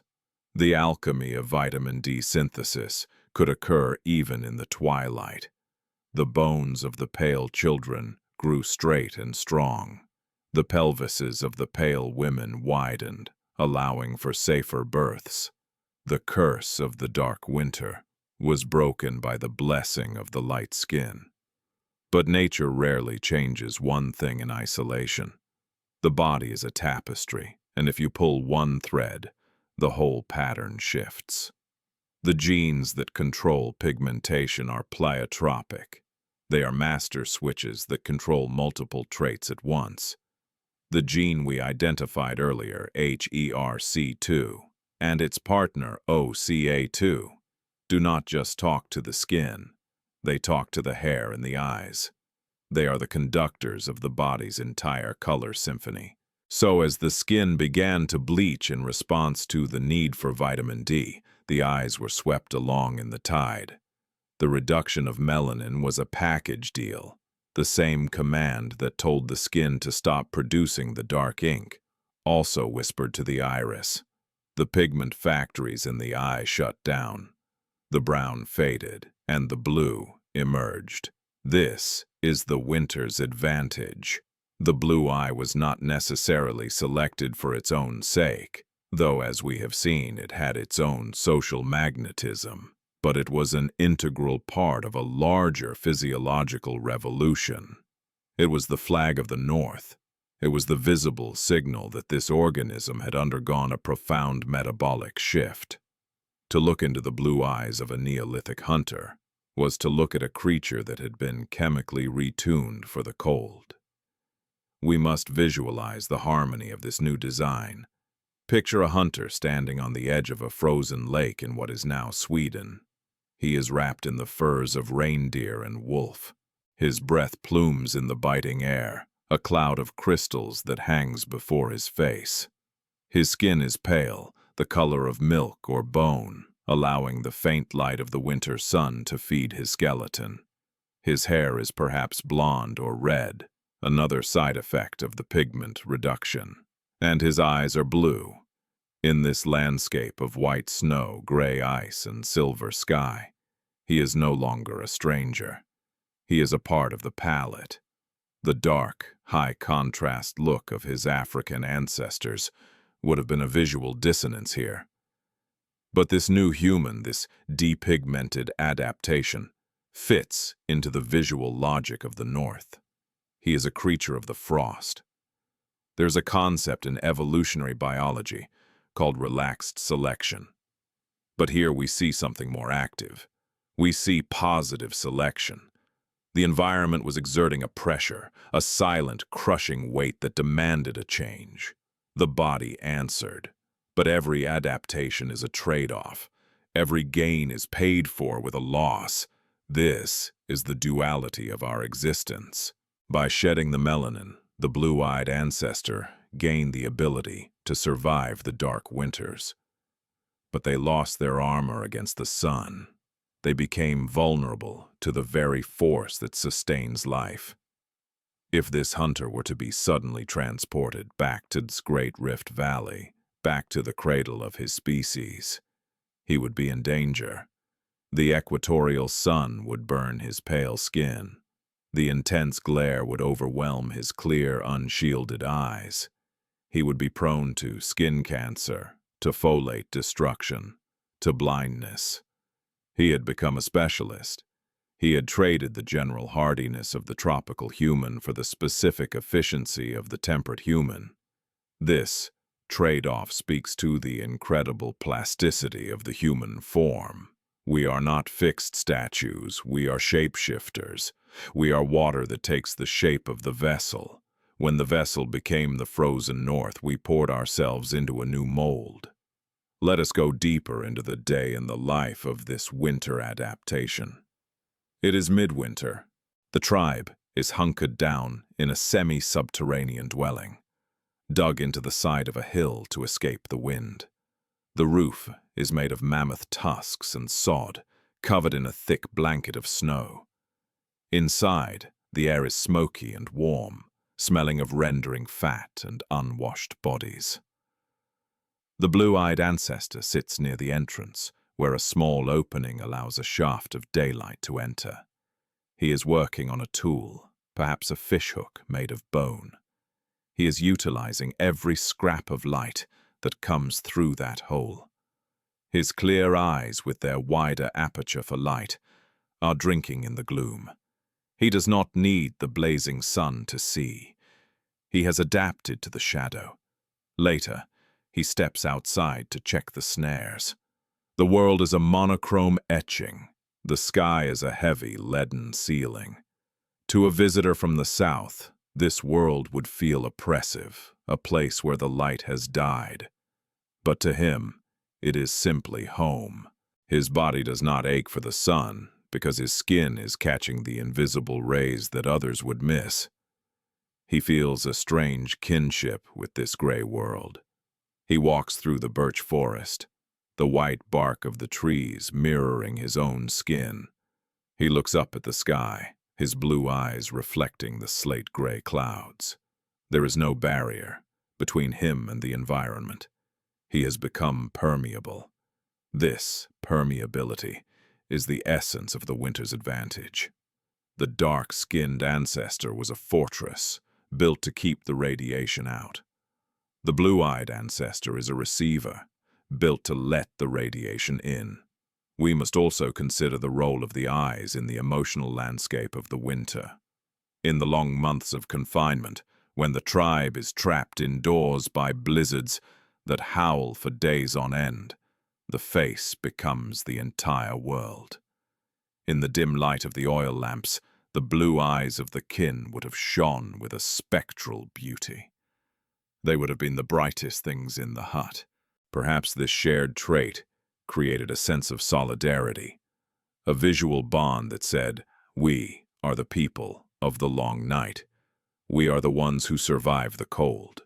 The flag of the North was not just a metabolic marker, it was a tribal banner.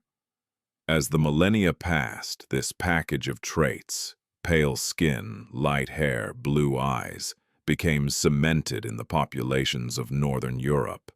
It was a genetic signature written by the latitude. It was a biological map that traced the journey from the equator to the pole. And yet, deep within the genome, the memory of the sun remained. Even the bluest eye has a dark rim, a limbal ring that encircles the iris. Even the palest skin can tan, summoning the ghost of the ancient melanin when the summer sun finally returns. We are never truly cut off from our past. We simply layer the new over the old. The blue eye is a testament to the great bargain we made with the cold. We looked at the ice and said, "I will become like you." We looked at the gray sky and said, "I will reflect you." We looked at the vanishing sun and said, "I will catch the smallest pieces of you." It is a story of resilience. It is a story of how the body, when faced with the threat of the dark, did not wither. Instead, it lit a lamp from within. It cleared the windows of the soul to let the light in. So, when we speak of the winter's advantage, we are speaking of a victory of chemistry. We are speaking of the silent, desperate work of the enzymes and the proteins, laboring in the cold to build a human who could walk through the snow and not break. The blue-eyed child, playing in the snow of the Neolithic village, was a miracle of engineering. Their straight legs, their strong spine, their clear gaze, all of it was a gift from the mutation. They were the children of the mist, yes, but they were also the masters of the winter. They were the ones who had turned the hostile chill into a home. And, as the lineage expanded, pushing further into the fjords and the highlands, they carried this advantage with them. They became the Vikings, the Celts, the Saxons. They became the people who did not fear the dark, because they carried the light-harvesting magic in their very skin and eyes. The winter was no longer a death sentence. It was a canvas, and the blue eye was the brush that painted a new future for humanity upon it. The mistake of the gene had become the masterpiece of the environment, a key that unlocked the frozen north and allowed us to claim it as our own. To understand the true tenacity of the color blue, we must look away from the light and journey into the shadows. We must turn our gaze from the visible world of faces and expressions and descend into the invisible, subterranean river of the blood. History is recorded in stone and bone, in the strata of the earth and the ruins of ancient fires. But the true history of our species is written in a language that cannot be seen with the naked eye. It is written in the silent, spiraling code that coils within the center of every cell, a script that is copied and recopied, passed from hand to hand in the great relay race of existence. In the wake of that first singular birth, the arrival of the child of the mist, a profound biological quiet settled over the lineage. The mutation had occurred. The spark had been struck. But the nature of this specific genetic change, the shift in the HERC2 and OCA2 complex, was recessive. It was a shy gene. It was a whisper in a room full of shouting. This is the fragile beauty of the blue-eyed trait. It does not conquer. It hides. It does not demand attention. It waits for the color to surface in the iris of a child, for the window to the sky to be thrown open. The instruction must be present in both the mother and the father. It requires a perfect, symmetrical union of the code. One copy is not enough. If a child inherits the blue-eye gene from one parent and the brown-eye gene from the other, the brown will dominate. The ancient melanin, the heavy shield of the African savannah, is a forceful builder. It will override the command to pause.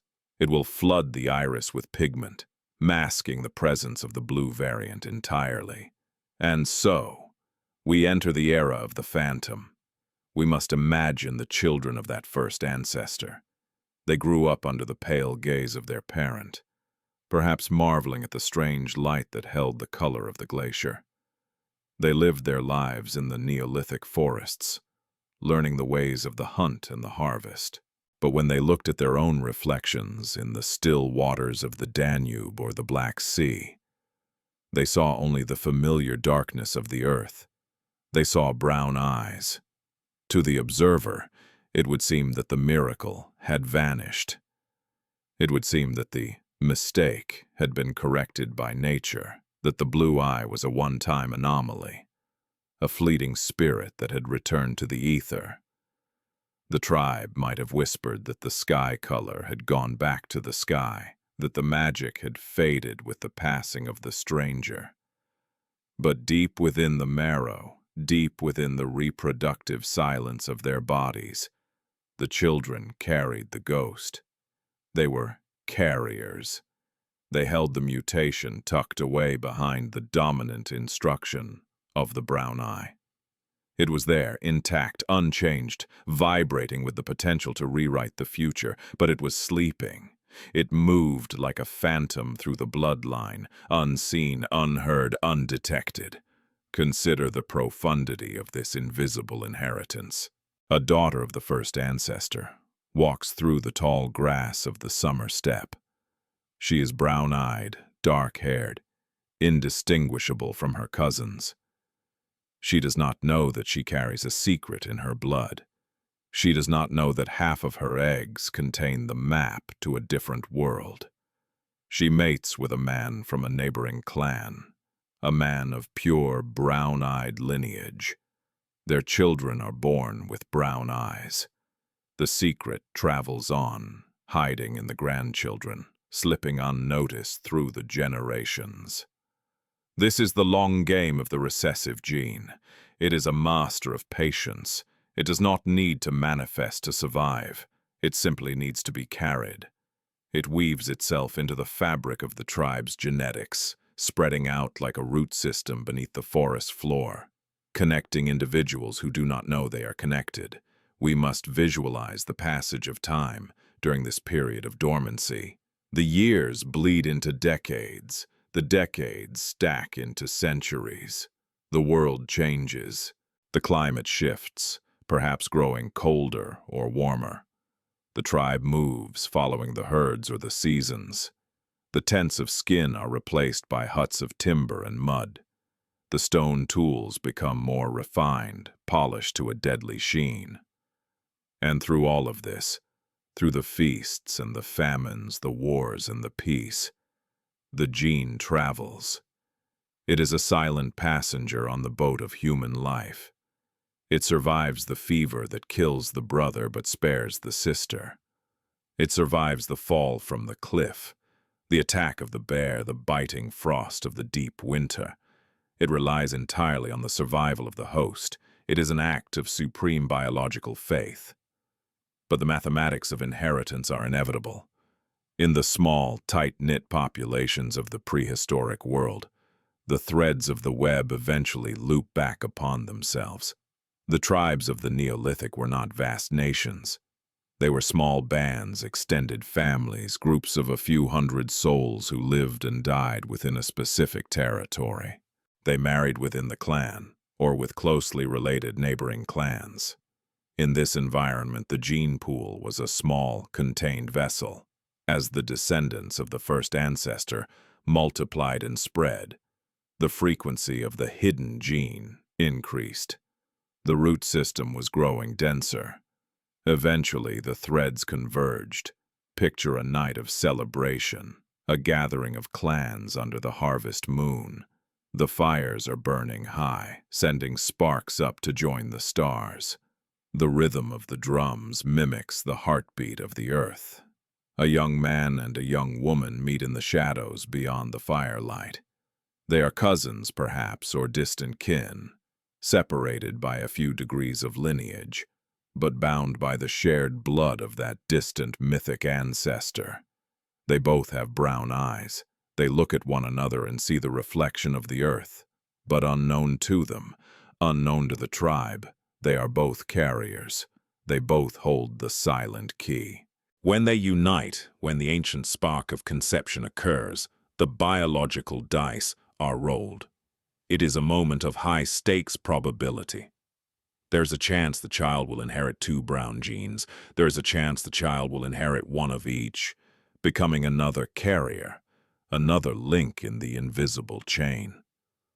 But there's also a chance, a 25% chance, that the child will inherit the silent gene from the mother and the silent gene from the father. In that microscopic moment, the 2 recessive instructions meet. They recognize one another. The command to pause from the mother joins hands with the command to pause from the father. The dominant shield of the brown eye is absent. There is nothing to block the signal. The mistake becomes the mandate. The gene wakes up. 9 months later, a child is born. The tribe gathers. The midwife cleans the infant, and as the eyelids flutter open, the phantom steps out into the light. The blue gaze has returned. We can imagine the shock of recognition that must have rippled through the family. It had been generations since the first ancestor walked the earth. The memory of the sky-eyed one might have faded into legend, a story told by grandmothers to frighten or fascinate children. Once, we had a kin who looked like the winter, and now here is the winter staring back from the face of a newborn. This recurrence solidified the trait. It ceased to be a one-time anomaly, a freak accident of nature, and became a familial characteristic. It proved that the trait was not a singularity, but a legacy. It was something that belonged to the blood of the tribe. It was a treasure that had been buried and excavated once more. The reemergence of the blue eye in the 2nd or 3rd or 4th generation changed the way the tribe understood themselves. It created a visible lineage. To have the blue eyes was to be connected to the past in a tangible way. It was a badge of belonging to a specific, enduring story. The village began to see more of these sky-colored eyes peering from the furs and woven fabrics.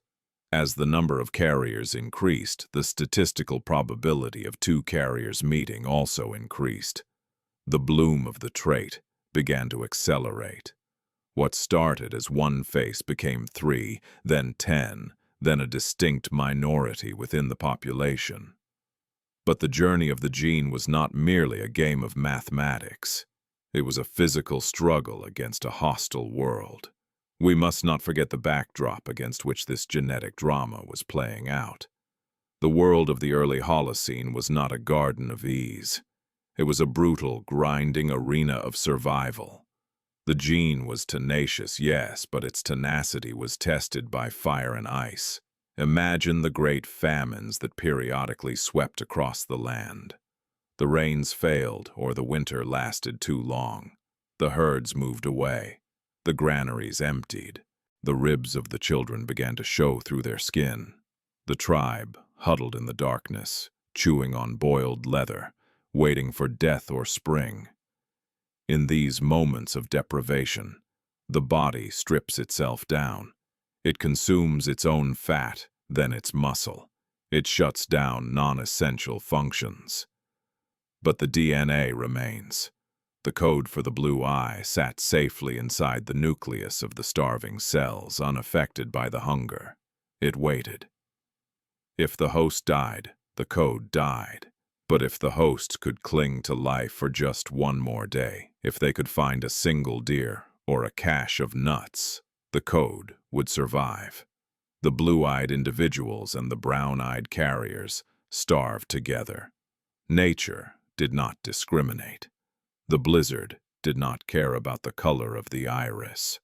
The plague that brought the fever and the coughing sickness took the young and the old alike. There were surely moments, genetic bottlenecks, where the entire future of the blue-eyed trait hung by a thread. Perhaps a sickness swept through the village, killing half the population. If, by sheer bad luck, all the carriers of the mutation had died in that plague, the color blue would have been extinguished from the human race forever. It would have been a failed experiment, lost to the silence of extinction. But luck, or perhaps the robustness of the tribe, was on the side of the mutation. The carriers survived. The thread held. We must visualize the resilience of this molecular script. It rode the waves of population growth. As the tribe expanded, splitting into new bands, colonizing new valleys, clearing new forests for the first fields of agriculture, the gene went with them. It was a stowaway in the canoe crossing the river. It was a passenger in the womb of the woman walking over the mountain pass. It traveled from the Danube to the Rhine, from the forests of Germany to the chalk downs of England, from the fjords of Scandinavia to the steppes of Russia. And as it traveled, it wove itself deeper into the identity of the people. It became endemic. It was no longer the mark of the stranger, it was the mark of the North. We must also consider the social selection that likely accelerated this spread. As we discussed in the previous chapter, the blue eye was a novelty, a thing of beauty. But now, it was also a sign of kinship. In a world of strangers, to see another person with blue eyes was to recognize a distant cousin. It was a signal of shared ancestry. Perhaps this created a preference. The blue-eyed sought the blue-eyed. The carriers, unknowingly, sought other carriers.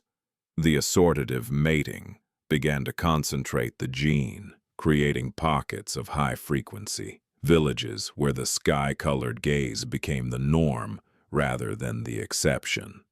This is the power of the recessive gene. It is a dormant seed. It can lie in the dry earth of the genome for years, for lifetimes, looking dead, looking absent, but it is not dead. It is merely waiting for the rain. It is waiting for the right conditions, the meeting of the two halves, the alignment of the stars of inheritance. And when those conditions are met, it blooms with a sudden, startling vibrancy. The thread of inheritance is a metaphor for the invisible connections that bind us to the deep past.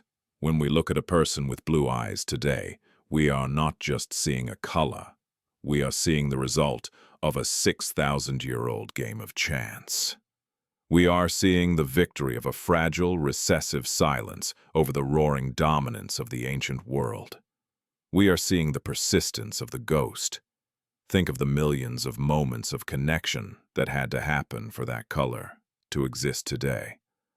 The lovers meeting in the Paleolithic dusk, the mothers nursing infants through the Ice Age winter, the fathers protecting their families from the wolves, the survival of the carriers through the Black Plagues and the Great Wars. Every single blue-eyed person is the tip of a massive, submerged iceberg of history. They are the visible manifestation of a hidden river that has flowed through the veins of countless ancestors who never showed the trait themselves, but who carried it faithfully, like a sacred trust, until the moment was right for it to be revealed. The gene did not fight its way to the present with weapons. It did not burn its way through history. It drifted, it hid, it whispered, and in its quiet persistence, it conquered the world. As the Neolithic era gave way to the Bronze Age and the Bronze to the Iron, the blue eye was no longer a stranger. It was a fixed star in the constellation of human diversity. It had woven itself so tightly into the fabric of the northern tribes that it could never be unraveled. The era of the hidden phantom was over. The era of the established lineage had begun. The thread, once fragile and singular, had been spun into a rope, strong enough to pull the trait out of the prehistoric mists and into the light of the modern day. The wind changed. For thousands of years, the breath of the world had smelled of pine resin, damp moss, and the wild, musk-scented trails of the red deer. It was the scent of a world untouched, a cathedral of trees that stretched from the Atlantic coast to the endless steppes of the east.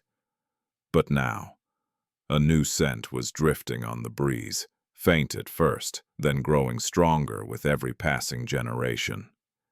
It was the smell of turned earth. It was the smell of wood smoke rising not from temporary campfires but from permanent hearths. It was the smell of burning forests, of ash settling on the leaves, and the sweet, yeasty aroma of baking bread. The great migration had begun. The world was waking from the long, wild dream of the Mesolithic and entering the ordered, laborious dawn of the Neolithic. To understand the journey of the blue eye, we must understand the collision of worlds that took place 6,000 years ago. We must visualize the map of Europe, not as a collection of countries, but as a vast, breathing organism of shifting populations. To the southeast, in the fertile crescent of the Near East and the sun-washed hills of Anatolia, a revolution had taken place. Humanity had learned to tame the grass. We had learned to capture the seed, to herd the goat, to build the wall. We had become farmers. These farmers were a people of the earth in the truest sense. They were rooted, and they were moving. Driven by the pressure of growing populations and the need for new soil, they began to push westward and northward. They moved like a slow, inexorable tide, carrying with them the tools of the new age, the polished stone axe, the bag of emmer wheat, the pottery vessel, and the domesticated cow. They also carried their own genetic history. These early European farmers were a distinct lineage. They were shorter, slighter of build than the rugged hunters of the north. Their skin was pale, adapted to the lower vitamin D intake of a cereal-based diet, but their eyes, almost without exception, were dark. They looked out at the world with the warm, brown gaze of the Mediterranean, the gaze of the ancient earth. As they moved into the dense forests of Central and Northern Europe, they were not entering an empty land. The forest was inhabited. It was the domain of the Western hunter-gatherers, the descendants of the Ice Age survivors, the people of the spear and the net. And among these elusive, forest-dwelling tribes, the mutation of the blue eye had taken hold. We must imagine the moment of contact. It is a cinematic scene of profound tension and mystery. Picture a clearing in the dense canopy of the Danube basin. A group of farmers is at work, hacking at the ancient oaks with stone adzes, clearing the land for a plot of barley. They are sweating, their brown eyes focused on the soil, their bodies bent under the yoke of labor. From the shadow of the trees, they are being watched. The hunter-gatherers stand in the twilight of the forest edge. They are taller, leaner, draped in the furs of the wild beasts they stalk. Their skin, perhaps darker than the farmers', a lingering trait of their specific lineage, creates a striking canvas for the feature that defines them, their eyes. The farmers look up. They see figures standing in the gloom, figures that seem to merge with the trees. And then a shaft of sunlight breaks through the canopy and strikes the face of one of the watchers. The eyes flare. They are not the brown of the soil. They are the blue of the river, the blue of the ice, the blue of a ghost. This meeting was not merely a clash of technologies. It was a clash of biologies. It was the confrontation between the old world of the hunt, where the eye was a tool for spotting prey in the twilight, and the new world of the harvest, where the eye watched the turning of the seasons. It would be easy to assume that the wave of migration washed away the indigenous hunters. The history of humanity is often written in blood and displacement, and indeed, there was conflict. The arrowheads found in the rib cages of ancient skeletons tell us that the transition was not always peaceful. But genetics tells us a deeper, more intimate story. It tells us that they did not just fight. They loved. The blue-eyed trait did not vanish under the wave of migration. Instead, it seduced it. Over centuries of coexistence, the boundaries between the hunter and the farmer began to blur. A farmer's daughter might run away with a hunter from the forest. A hunter might trade his spear for a hoe to be with a woman of the village. In the warmth of the longhouses and the secrecy of the woods, the lineages mixed. The river of blood swirled, blending the ancient haplogroups of the north with the new arrivals from the south. This mixing is crucial to our story. The early European farmers brought the genes for pale skin, reinforcing the lightening that had already begun. But they lacked the gene for blue eyes. They acquired it from the hunters they encountered.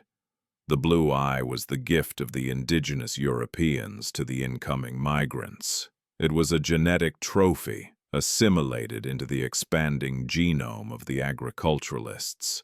And so, the mutation began to ride the currents of expansion. It ceased to be the exclusive property of the forest tribes and became a part of the farming package.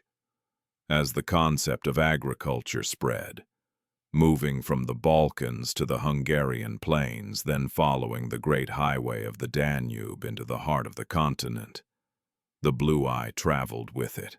We can trace this journey through the changing landscape. The gene crossed the Danube, that great artery of prehistoric Europe. It was carried in the bodies of men and women who pushed rafts and dugouts against the current, their eyes scanning the water for safe passage. It climbed the foothills of the Alps, surviving in the isolated valleys where the air was thin and cold. It moved westward, reaching the Paris Basin and the jagged coasts of Brittany. Everywhere it went, it faced the test of the environment, and everywhere it persisted. But it was in the north, in the lands we now call Scandinavia and the Baltic, that the blue eye found its true kingdom. We must pause here to consider the Baltic stronghold. Why did the trait flourish so aggressively in this specific corner of the world? Why do the populations of Estonia, Finland, Sweden, and Denmark today have the highest concentrations of blue eyes on the planet? The answer lies in the unique alchemy of diet and light. When the agricultural revolution reached the far north, it encountered a hurdle. The growing season was short. The crops often failed. The people had to rely heavily on grains, wheat, barley, rye. This diet, while reliable in terms of calories, was poor in vitamin D compared to the fatty fish and organ meats of the hunter-gatherers. At the same time, the light in the Baltic is the scarcest in the habitable world. The winter darkness is profound. The UV radiation is negligible for months on end. Here, the evolutionary pressure for depigmentation hit its peak. The body of the northern farmer was screaming for light. The skin had to be as pale as possible, literally translucent, to manufacture enough vitamin D to keep the skeleton from collapsing. The selection pressure was brutal. Those with darker skin suffered from rickets. They died in childbirth. They failed to thrive. Those with the palest skin survived. And because the genes for skin color and eye color are linked, the blue eye was swept along in this desperate drive for paleness. It was hitchhiking on the survival necessity of the white skin. In the genetic sweep to strip away every ounce of melanin to save the bones, the pigment of the iris was sacrificed as well. The blue eye became the standard. It was no longer a rarity. It was the norm. In the long dark winters of the Scandinavian Neolithic, a village might consist entirely of blue-eyed individuals. The mutation had become the type. The exception had become the rule. Imagine walking into a settlement on the coast of the Baltic Sea 4,000 years ago. The huts are built of heavy timber to withstand the gales. The boats are pulled up on the shingle, smelling of tar and herring. The people you meet are ghosts of the mist, hair the color of straw or fire, skin like milk, and eyes that mirror the gray churning sea. They are the survivors of the ultimate filter. They are the end product of a genetic journey that stripped them of their ancient armor to let the weak sun in. But the journey did not stop at the Baltic. The gene continued to wander, pushing west to the very edge of the world. It reached the British Isles. It walked across the land bridge of Doggerland before the rising seas swallowed it, turning a peninsula into an island. It arrived in Ireland, in Scotland, in the mist-shrouded valleys of Wales. Here, in the west, the blue eye became part of a new monumentalism. These were the people who began to drag great stones across the landscape. They built the stone circles of Stonehenge, of Avebury, of Brodgar. We must visualize the construction of these megaliths through the lens of our protagonist, the eye. Picture a solstice morning at Stonehenge, 3,000 years before the Common Era. A crowd has gathered to watch the sunrise. They are wrapped in wool and leather. They wait in the freezing darkness. As the sun breaks the horizon, aligning perfectly with the heel stone, its light floods the avenue. It strikes the faces of the worshippers. And in that moment, hundreds of blue eyes light up. They reflect the solstice sun. The alignment is not just between the stone and the star, it is between the star and the biology of the people. The eye that catches the solstice light is an eye that was shaped by the need for that light. The cultural obsession with the sun, so evident in the megalithic religions, was mirrored by the biological obsession with the sun, written in their very DNA. They worshipped what they needed. They built stone circles to track the god that kept their bones strong.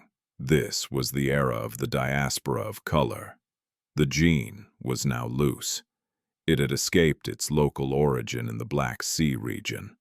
It had escaped the specific tribe of the stranger. It was now a marker of a continent. It was scattered like wildflower seeds across the face of Europe. We must reflect on the concept of the walking map. Every human being is a living archive. We carry the history of our migrations in our cells. But usually this history is hidden. You cannot look at a person's liver or their heart and see where their ancestors came from. But the blue eye is different. It is a visible coordinate. When you look into the blue eyes of a warrior in the forests of Germania, described by the Roman historians with a mix of fear and admiration, You are seeing the legacy of the Mesolithic hunters. When you look into the blue eyes of a sailor navigating the rough Atlantic, heading toward Iceland or the Faroes, you are seeing the genetic echo of the Black Sea mutation. Every blue-eyed individual was a testament to the mobility of early humans. They were proof that we are not static. We are a species of restless wanderers. We walked out of Africa. We walked into the dark. We walked into the snow, and we changed ourselves to fit the world we found. The gene traced a line back to that single point of origin, that single spark in the dark. Think of the fragility of that connection. If you could zoom out and see the timeline of humanity as a glowing web, you would see a single blue thread, starting in one tiny knot in the Neolithic. Then, you would see it fraying, splitting, weaving through the dark brown tapestry, disappearing and reappearing, until it fanned out into a broad, vibrant river of color that covered the northern hemisphere. It is a story of successful transmission.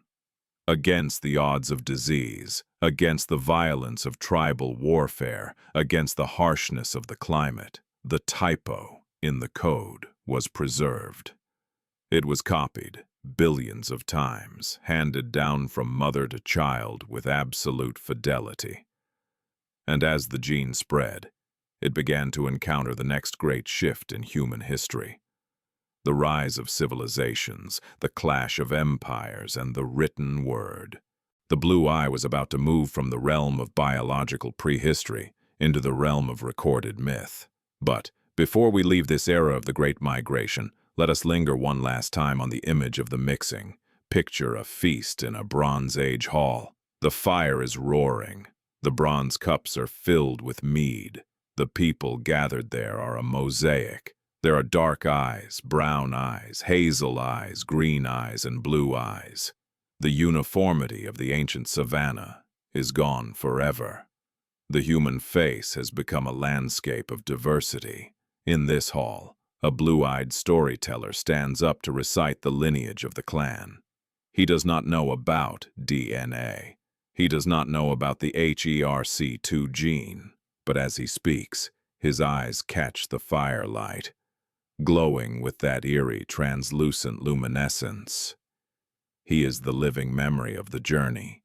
He is the child of the hunter and the farmer, the south and the north, the earth and the sky.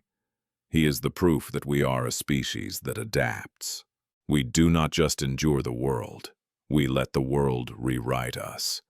We let the winter enter our eyes so that we might survive the winter. And in doing so, we turned a struggle for existence into a work of art. The Great Migration was over. The map was drawn. The color was set. The blue eye had found its home, and from the high cliffs of Scandinavia to the rainy isles of the West, it stood as a silent witness to the resilience of the human code, watching the centuries roll in like the waves of the sea. The ancient world was not a map of fixed borders, but a breathing, heaving lung of humanity. For thousands of years, the tribes of the earth had moved in slow drifting currents, guided by the seasons and the herds. But as the wheel of history turned toward the era of iron and stone, the drifting ceased, and the collisions began. The world was becoming crowded. The silent, empty forests of the Neolithic were being carved into territories, and the great empires of the south were turning their hungry gaze toward the mysterious, fog-shrouded north. We enter now into a chapter of profound turbulence, a time when the silent transcription of the blue-eye mutation was forced to survive the thunder of the battlefield. This is the story of the meeting of tribes. To understand this moment, we must first visualize the sheer scale of the divide. To the south, basking in the golden light of the Mediterranean, lay the Empire of Rome. It was a civilization built on the bedrock of the earth, marble, clay, and bronze. Its people were the children of the sun, their skin olive and tanned, their hair dark as the raven's wing, their eyes the deep, impenetrable brown of the fertile soil. For the Roman, the dark eye was the standard of humanity, the gaze of the philosopher, the senator, and the legionary. It was a gaze of order, of law, of civilization itself. But beyond the Alps, beyond the great winding snake of the Rhine River, lay a different world. This was Germania. This was Thule. This was the wild, unkempt heart of the continent. Here the canopy of the primeval forest was so thick that the legions claimed a squirrel could travel from the Rhine to the Vistula without ever touching the ground. It was a land of shadows, of mist, of damp earth and biting winds. And inhabiting this twilight realm were the tribes who carried the legacy of the first ancestor.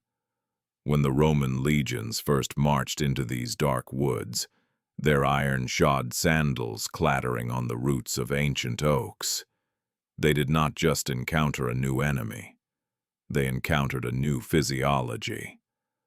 We must try to see the blue eye through the lens of a Roman centurion standing on the banks of the Elbe in the 1st century.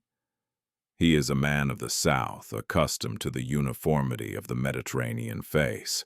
He looks across the river, through the drifting fog, and sees a line of warriors standing on the opposite bank. They are tall, looming giants, compared to the compact Italian infantry. Their skin is pale, ghostly against the dark tree trunks. Their hair is the color of straw or fire, but it is their eyes that stop the breath in his throat. They are eyes that seem to hold no soul, at least not a soul that the Roman understands. They are eyes of ice. They are eyes of water. In the dim light of the northern forest, they seem to glow with an inner luminescence, a fierce, pale fire that unsettles the spirit.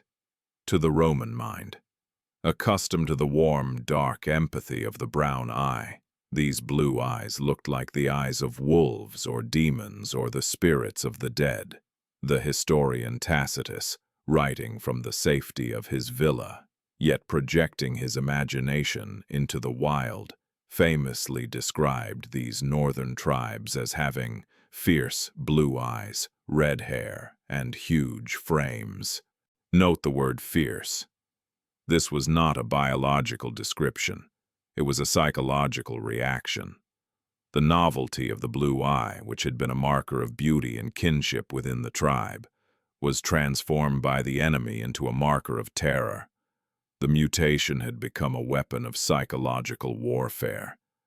Imagine the Battle of the Teutoburg Forest. The rain is falling in sheets, turning the ground into a swallowing quagmire of black mud. The Roman legions, the finest fighting force the world had ever seen, are trapped in a narrow defile, surrounded by the Cherushi warriors. In the chaos of the slaughter, as the lightning flashes, the Romans look into the faces of their killers. They see the rain running down pale cheeks. They see the flash of iron, and they see those eyes, thousands of them, staring out of the gloom, piercing and alien. In that moment of violence, the blue eye was branded into the consciousness of the South as the other. It became the symbol of the barbarian, the untamed, the chaotic force that lived beyond the walls of civilization. The Romans built Hadrian's Wall across the neck of Britain, not just to keep out men, but to keep out the wildness that those pale eyes represented. And yet, biology is indifferent to the borders of men. While the empires clashed, the gene pool churned and swirled. War is a terrible mixer of blood. For every battle fought, there were captives taken. For every village burned, there were survivors enslaved. The blue-eyed gene, which had been isolated in the Baltic stronghold for millennia, was about to be dragged south in chains. Picture the slave markets of Rome. The noise, the heat, the dust, Among the throngs of captives from Carthage, from Judea, from Greece, stand the prizes from the north, the blue-eyed men and women. They are stripped and displayed, objects of curiosity and desire. Here, the fierce eye of the warrior is recontextualized. It becomes the exotic eye of the servant. The Roman aristocracy, decadent and obsessed with novelty, became fascinated by this rare trait. Wealthy matrons bought blonde wigs made from the shorn hair of Germanic captives. Blue-eyed slaves were prized as status symbols, living artifacts from the edge of the world. And in the intimacy of the household, the lines between master and slave blurred. The gene did not stay in the slave quarters. It moved into the bloodline of the masters. A Roman senator might look into the crib of his newborn son, a child born of a northern concubine, and see, to his shock, the eyes of the Rhine staring back. The barbarian was now within the gates. The typo of the HERC2 gene had infiltrated the capital of the world. This churning was not just a south-north exchange. To the east, the great grass ocean of the steppe was heaving. The nomadic tribes, the Scythians, the Sarmatians, and later the Huns, were pushing westward, driving their horses toward the setting sun. These nomads were a genetic mosaic in their own right. The steppe is a highway, and for thousands of years, genes had flowed back and forth along the Silk Road. Archaeological DNA evidence tells us that many of these Asiatic nomads actually carried the blue-eyed mutation. They were a blend of East and West, carrying the eyes of the European hunter-gatherers in faces that bore the high cheekbones of the Orient. When these horse lords crashed into the Germanic tribes, the gene pool swirled again. It was a time of chaotic mixing. A village in Ukraine might be overrun by Goths one year and Huns the next. The children born in the ashes of these conflicts were living maps of the migration. You might find a child with the dark skin of the steppes and the bright blue eyes of the forest, or a child with the pale skin of the north and the dark, almond eyes of the east. The uniformity of the village of the stranger was gone forever. The era of the prism had given way to the era of the mosaic. In some regions, the blue-eyed trait was diluted. As the populations mixed, the dominant brown gene washed over the recessive blue like a rising tide. In the bustling cities of the Mediterranean, where people from 3 continents gathered, the probability of 2 blue-eyed carriers meeting dropped. The blue eye became a rarity again, a recessive jewel hidden deep in the family tree, surfacing only sporadically to startle a mother in a crowded tenement. But in other regions, the trait was concentrated. As the Roman Empire crumbled and the migration period began, entire nations of blue-eyed people picked up their belongings and moved. The Goths, the Vandals, the Lombards, these were not just armies. They were migrating gene pools. Imagine the Vandals, a Germanic tribe originally from Poland marching all the way to North Africa. They established a kingdom in Carthage, the land of the sun. For a century, the streets of Tunisia were walked by men and women with eyes the color of the Baltic Sea. They were a genetic anomaly in the desert, a temporary island of blue in a sea of brown. Eventually, their kingdom fell, and they were absorbed into the local population.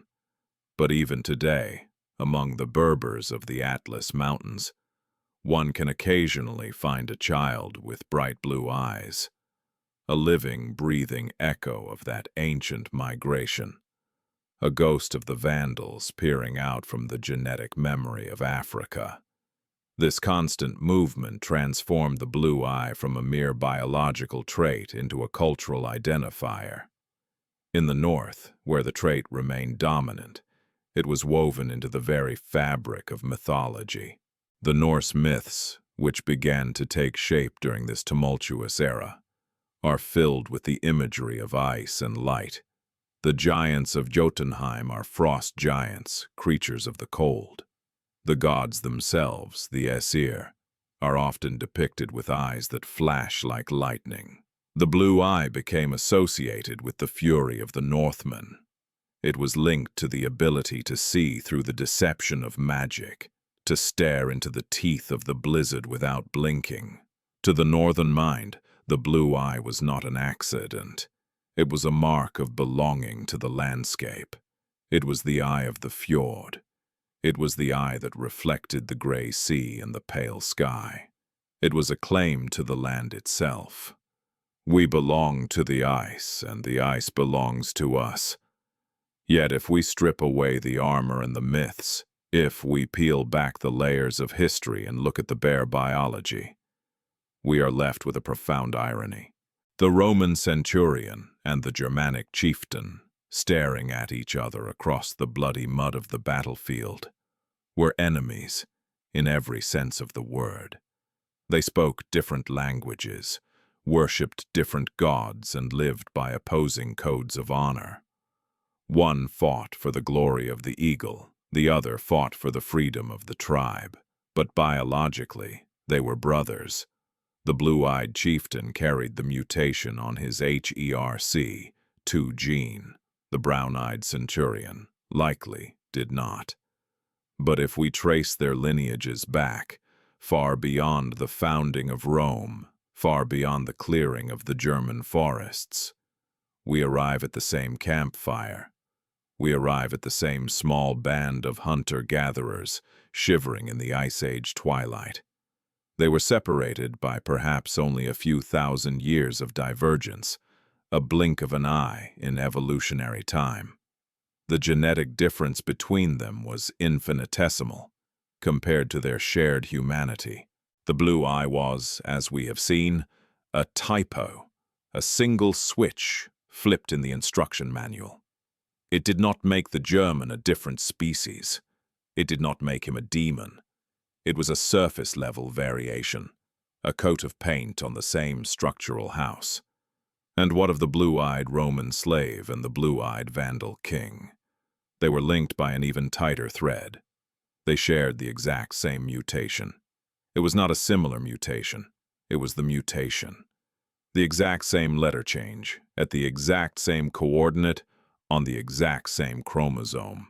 This means that every single blue-eyed person on that chaotic continent, whether they were wearing a toga or a fur cloak, whether they were praying to Jupiter or to Odin, descended from that one single individual we met in the Neolithic. They were all cousins. The meeting of tribes was, in a biological sense, a family reunion, albeit a violent and bloody one. It was the branches of the family tree crashing back together after millennia of separation. Imagine a night after a great battle. The field is quiet, save for the groans of the dying. A Roman medicus moves among the bodies, checking for survivors.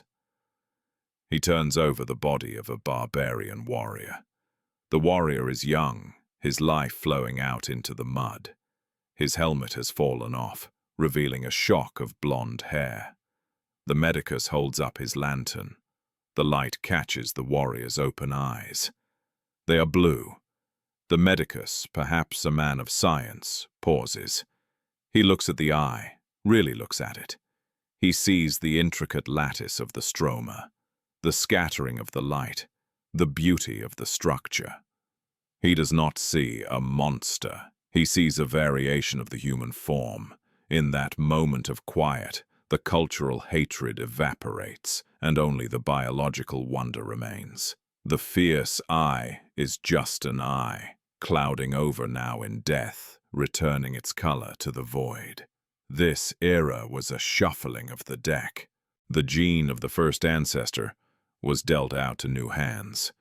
It was passed through the violence of conquest and the tenderness of assimilation. It traveled up the rivers of Russia with the Swedish Vikings, the Rus, who gave their name to a nation. It traveled to the islands of the Mediterranean with the Norman Knights. It traveled to the Holy Land with the Crusaders, where the Frankish eyes were noted with wonder by the Arab chroniclers. The mutation was tenacious. It did not care about the rise and fall of civilizations. Rome fell, the temples were broken, the roads grew over with grass, but the gene survived. It hid in the peasantry, in the nobility, in the beggar and the king. It relied on the simple, unstoppable mechanic of reproduction. As long as men and women found each other in the dark, as long as life continued to beget life, the blue eye continued its journey. It became a ghost in the machine of European history. It was there at the signing of the Magna Carta. It was there in the studios of the Renaissance, staring out from the portraits of angels and saints. It was there on the ships that sailed to the New World. The meeting of tribes did not dilute the blue eye into extinction. Rather, it tested it. It proved that the trait was robust enough to survive the collapse of the world that created it.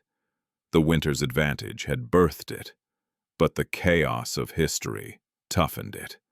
We must view this period not just as a time of war, but as a time of incredible genetic vitality. The human genome is designed to mix. Stagnation is death. The collisions of the migration period, for all their tragedy, injected new vigor into the populations of Europe. The blue-eyed gene was simply one colorful thread being woven into a larger, stronger tapestry, and so the typo persisted. The accident of the Stone Age became the aesthetic of the Iron Age. The invisible thread that linked the brothers in mutation held fast, stretching across the battlefields, across the ruins of empires, binding the past to the future. The deck had been shuffled, the cards dealt, and as the dust settled on the ancient world and the medieval dawn broke, the blue card remained in play. A silent, enduring witness to the strange and violent intimacy of our shared history. The eyes of the first ancestor were no longer just looking at the ice. They were looking at the forging of the modern world.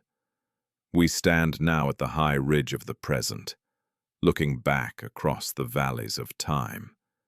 The mist that has obscured our view of the deep past for so long has begun to lift. Blown away not by the wind, but by the quiet humming machinery of modern science. For centuries we could only guess at our origins. We relied on the fragments of bone turned up by the plow, the silent arrowheads resting in the museum case, and the myths whispered around the dying fires of our cultures. We told stories of gods and frost giants, of changelings and spirits trying to explain the tapestry of human appearance with the clumsy loom of imagination. But in the last blink of the historical eye, a new way of seeing has emerged. We have learned to read the library that is carried within us. We have learned to unspool the double helix, that microscopic ladder of acids and sugars that resides in the sanctuary of the cell, and read the history written there. It is a history more accurate than any chronicle, more enduring than any stone tablet. It is the autobiography of the species, written in the ink of life itself. And when we turn this new lens upon the mystery of the blue eye, when we trace the path of that specific scattering light back through the generations, we find something that shakes the foundations of our understanding. We do not find a diffuse cloud of origins. We do not find a trait that bubbled up in a dozen different places, a common solution to the problem of the dark winter. We find a footprint, a single, solitary footprint. The revelation brought to light by researchers tracing the intricate pathways of the HERC2 and OCA2 genes is stunning in its absolute singularity. Every single person on Earth who possesses blue eyes today from the fisherman in the fjords of Norway to the actress in Hollywood, from the schoolchild in Berlin to the shopkeeper in Tehran, descends from one single human being. They are all cousins. Let the weight of that sink in. In a world of 8 billion souls where we are divided by borders, languages, religions, and oceans, there is a secret society of hundreds of millions who share a direct, unbroken line to one specific ancestor. The mutation that causes blue eyes is identical in every case. It is not a similar mutation. It is the same mutation. It is the exact same typo in the genetic manuscript, the exact same switch flipped at the exact same coordinate on the 6th chromosome. In the vast, chaotic lottery of evolution, where nature usually tries 1,000 different keys to open a door, in this instance, it found one key, turned it once, and threw it away. It happened once, and it stuck. To understand the profundity of this, we must compare it to other traits. Light skin, for example, has evolved multiple times in human history. The genes that lighten the skin of a European are not entirely the same as the genes that lighten the skin of an East Asian. Nature found different genetic pathways to achieve the same result. A classic case of convergent evolution. The need was the same, vitamin D synthesis, but the biological solution was different.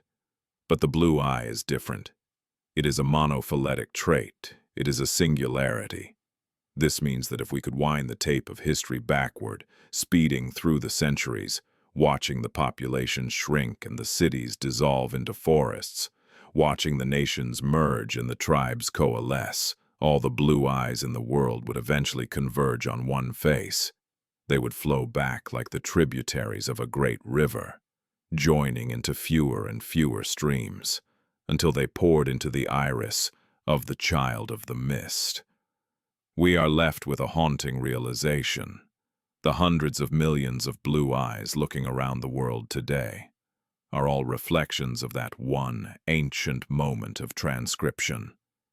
They are a massive, sprawling echo of a single life lived in the Neolithic. Think of the fragility of that life. We must descend from the sterile clarity of the laboratory and return, one last time, to the mud and the cold of the prehistoric world, to truly feel the terror of this singularity. We must stand beside that first ancestor, not as a symbol, but as a breathing, vulnerable human being. Consider the odds against them. This individual, carrying the precious silent code that would one day paint the eyes of nations, was a creature of flesh and blood, subject to all the myriad dangers of a hostile epoch. They were not immortal. They had no shield of destiny protecting them. They were simply a person trying to survive the day. Imagine a winter night when the temperature plummeted. The frost was a living thing, seeking out any weakness in the furs, any gap in the shelter. If the fire had gone out, if the wood had been too wet to catch, if the first ancestor had succumbed to hypothermia in their sleep, the mutation would have died with them. The body would have frozen, the heart would have stopped, and the unique sequence of DNA in their reproductive cells would have degraded into dust. The future would have remained brown. Imagine the bacteria and the viruses, the invisible predators that stalked the Stone Age camps. A simple infection from a scratched knee, a bout of dysentery from bad water, a fever that burned too hot for too long. Any of these could have extinguished the spark. There were no antibiotics, no hospitals. Life hung by a thread, suspended over the abyss of mortality. If the first ancestor had died of a tooth abscess at the age of 12, before they could find a mate, the blue eye would be nothing more than a ghost story of genetics, a potentiality that never became a reality. And consider the predators, the wolves that shadowed the herds, the cave lions that still prowled the fringes of the territory, the bears that claimed the caves. The first ancestor lived in a food web where humans were not always the apex. If they had lingered too long at the river's edge, if they had wandered too far from the safety of the tribe, if a predator had taken them in a burst of violence, the timeline of humanity would have been irrevocably altered. Every blue-eyed person alive today exists only because that one specific ancestor did not fall through the ice. They exist only because that ancestor managed to outrun the wolf. They exist only because that ancestor survived the famine that took their siblings. It is a vertigo-inducing thought. The existence of a major physical trait of the human species hinged on the luck and resilience of one person. It is the ultimate example of the butterfly effect. The flapping of a butterfly's wings in the Neolithic caused a hurricane of color in the modern world. But the fragility did not end with the first ancestor. It continued through the early generations. As we saw, the gene was recessive. It had to hide. It had to survive the genetic drift of a small population. In a small tribe, family lines often die out. A couple has no children, or only sons who die in war, or daughters who do not marry. The gene could have easily walked off the stage of history, lost in the shuffling of the deck. Yet it didn't. It clung to the helix of life with a quiet, desperate persistence. This genetic echo is not just a scientific fact. It is a spiritual monument. When we look at a biological trait, we usually see function. We see the hand that grasps, the leg that runs. But the blue eye asks us to see history. It asks us to witness the enduring legacy of a specific survivor. In the modern world, we are often disconnected from the deep past. We live in cities of glass and steel, surrounded by the eternal present of the digital age. We have forgotten the smell of the mammoth bone hut and the fear of the long dark. But the past has not forgotten us. It is staring out from our own faces. Walk down a busy street in London, or New York, or Moscow. Look at the strangers passing by. When you catch the gaze of someone with blue eyes, you are not engaging in a casual interaction.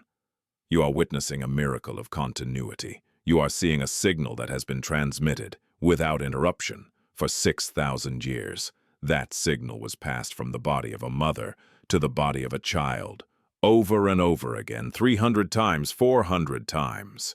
It was carried through the collapse of the Roman Empire. It was carried through the devastation of the Black Death, which wiped out a third of Europe. It was carried through the trenches of the world wars. Through all the fires and the floods, the famines and the feasts, the signal held.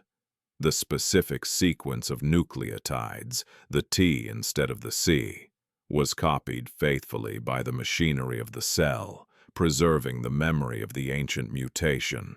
It is a ghost who walked the earth when the woolly mammoths were taking their final breaths. Let us dwell on that image. The first ancestor likely saw the great megafauna of the Pleistocene. They may have stood on a ridge and watched the last herds of mammoths, moving like gray mountains across the tundra. They saw a world that is now mythical to us, and that world is recorded, in a sense, in the structure of their eyes. The blue eye is a fossil of that time. It is a remnant of the era when the ice was retreating and the sky was opening up. It is a piece of the Mesolithic atmosphere trapped in the human genome. Science has given us the power to sequence the genome, to break it down into its constituent letters. We can read the A, C, T, and G. We can pinpoint the location of the mutation, chromosome 15, on the HERC2 gene, which regulates the OCA2 gene. We can date it, somewhere between 6,000 and 10,000 years ago. We can map its spread, from the Black Sea to the Baltic, and then to the world. But science, for all its precision, can only take us so far. It can describe the mechanism, but it cannot fully capture the poetry of the echo. To truly understand the genetic echo, we must move beyond the data and into the realm of the imagination. We must see the gene not as a molecule, but as a thread, a shimmering invisible thread that binds millions of people together in a web of kinship. This web ignores the boundaries we have drawn on our maps. It ignores the ideologies that divide us. A blue-eyed soldier fighting in a trench in 1914 might have looked across no man's land and seen the blue eyes of his enemy. In the madness of war, they were instructed to hate one another. But their blood told a different story. Their blood whispered that they were brothers, separated only by a few dozen generations. Sons of the same distant father who once sat by a fire in the primeval forest and wondered at the stars. The genetic echo challenges our notions of identity. It reminds us that race and nationality are fluid, recent inventions, mere ripples on the surface of the deep ocean of human history. Beneath the surface, the currents run deep and ancient. We are far more connected than we realize. The blue eye is a testament to the bottleneck of our species. It reminds us that we are not many, but few. We are a small family that got lucky. We are the descendants of the survivors. As we stand on this precipice of the modern world, looking back, the clarity of this vision is almost blinding. We can see the first ancestor standing at the head of a vast, expanding V-shape of humanity. We can see the gene flowing out from them, like water from a spring, filling the valleys of Europe, crossing the oceans to the Americas and Australia, traveling to every corner of the globe. It is a massive, sprawling success story. The mistake that happened in the dark of the womb has become one of the most recognizable features of the human face. The silence has become a symphony. But amidst the millions, the singularity remains. Every time a child is born with blue eyes today, the echo sounds again. It is a reverberation of that first ancient note. It is a reminder that biology remembers everything. The body forgets nothing. The scars, the adaptations, the mutations, they are all stored in the library of the blood, waiting to be read. And so, the blue eye serves as a portal. It is a time machine that does not require electricity or exotic matter. It requires only a mirror. When a person with blue eyes looks into a mirror, they are looking into the eyes of the Stone Age. They are seeing the same scattering of light, the same Tyndall effect, the same lack of pigment that startled the midwife in the hut by the lake. They are seeing the ghost of the ancestor who walked out of the forest and into the light. The genetic echo is a song that has been singing for 6,000 years. It is a song of survival, of chance, and of the incredible, fragile beauty of being human. It is the song of the one who became many. And as long as there are humans to look up at the sky and see their own eyes reflected in it, the song will never end. It is a monument built not of stone, which erodes, nor of metal, which rusts. It is a monument built of life itself, self-replicating, eternal, and ever new.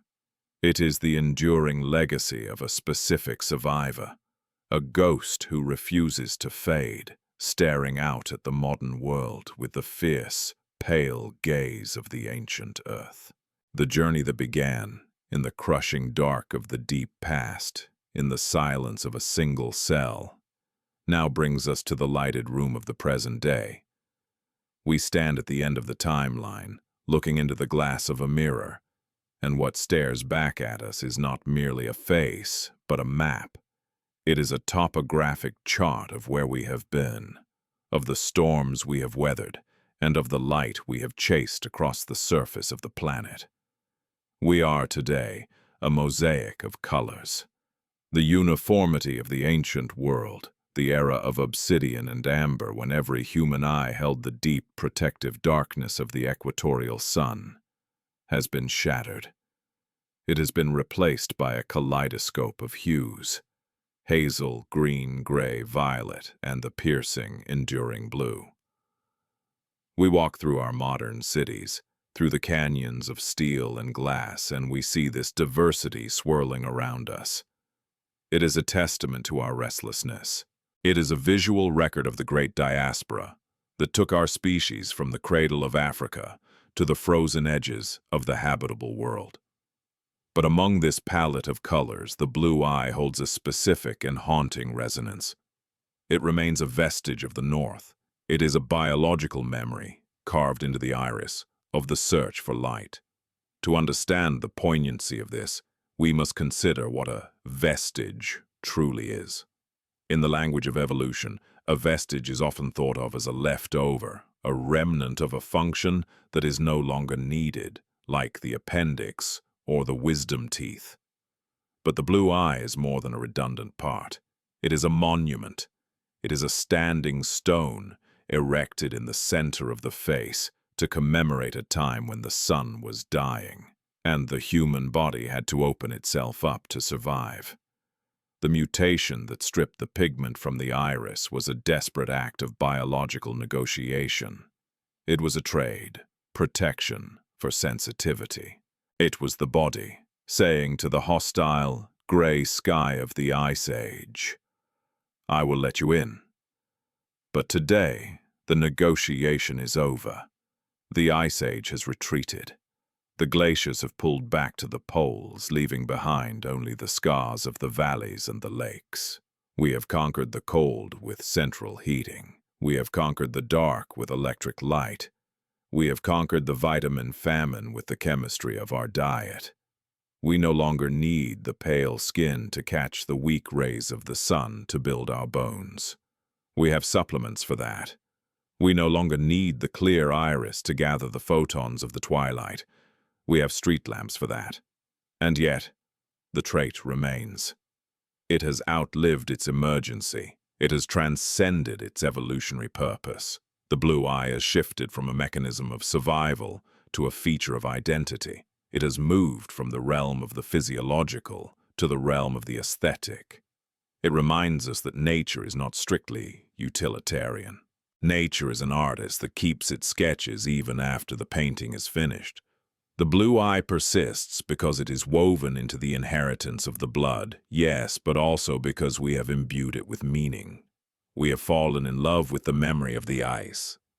This persistence speaks to the profound malleability of the human form. We are not statues carved from granite, unchanging and eternal. We are clay, we are soft, impressionable matter that is shaped by the earth we walk upon.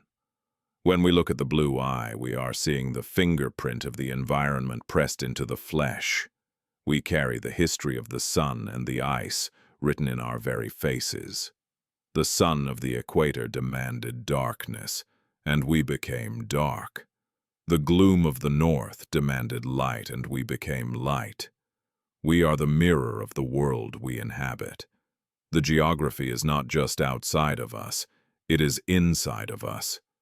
It is in the fold of the eyelid, the bridge of the nose, the shade of the skin, and the color of the iris. We are the landscape made human, and so the blue eye serves as a silent reminder of our shared origin. It acts as a portal, a way to collapse the distance between the now and the then. Imagine a child born today in a hospital in London or New York or Sydney. The room is bright with artificial light. The machinery of modern medicine hums in the background. The child is safe, warm, and fed. There are no wolves at the door. There is no famine stalking the land. And yet, when that child opens their eyes, revealing the pale scattering blue of the stroma, they are bringing the Neolithic into the room. In the iris of that blue-eyed child, we see the reflection of the ancient Black Sea. We see the gray skies of the Pleistocene. We see the heavy mists that rolled off the great ice sheets. The environment that created that eye is gone, vanished into the geological record. But the eye itself is here. blinking in the fluorescent light of the 21st century. It is the sky brought down to earth. We must return to the physics of it, for the poetry lies in the science. As we have learned, there is no blue pigment, there is only the scattering of light. The blue eye is a capture of the atmosphere itself within the human form. It is a circle of tissue that replicates the physics of the heavens. To look into a blue eye is to look into a miniature sky, a pocket of the atmosphere held in place by a single, ancient change in the alphabet of life. This alphabet, the genetic code, is the true storyteller. We think of ourselves as the authors of our own lives, but we are merely the librarians of a text that was written long before we were born. The HERC2 gene, with its silent switch, is a sentence in that book. It is a sentence that was written in the dark of a prehistoric womb, a sentence that said, "Let there be light." And that sentence has been copied, letter for letter, generation for generation, for 6,000 years. It has been whispered, from mother to daughter, from father to son, carried through the migrations, the wars, the plagues, and the peace. It is a chain of custody that has never been broken. When we stand before the mirror today, or when we look into the eyes of a lover, or a parent, or a child, we are witnessing the endurance of the human code. We are seeing the stubbornness of life. The blue eye is a successful mistake. It was a typo that survived the editing process of natural selection, because it found a way to be beautiful or useful or simply harmless enough to ride the wave of history. It reminds us that we are all, in a sense, survivors of the winter. Every human being alive today is the descendant of those who made it through the bottlenecks. We are the children of the ones who didn't freeze, who didn't starve, who didn't die of the fever. And the blue eye is the specific badge of the northern survivors. It is the medal pinned to the chest of the genome to say, "I walked through the valley of the shadow of the ice, and I did not perish." But there is a gentle melancholy to this realization as well. The world that created the blue eye is disappearing.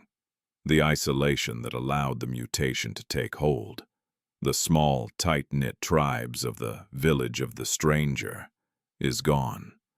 We live in a global village now. The populations are mixing again on a scale never before seen.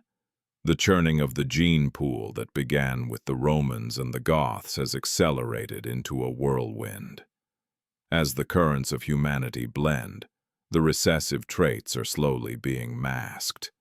The dominant brown, the ancient shield, is returning. It is the way of probability.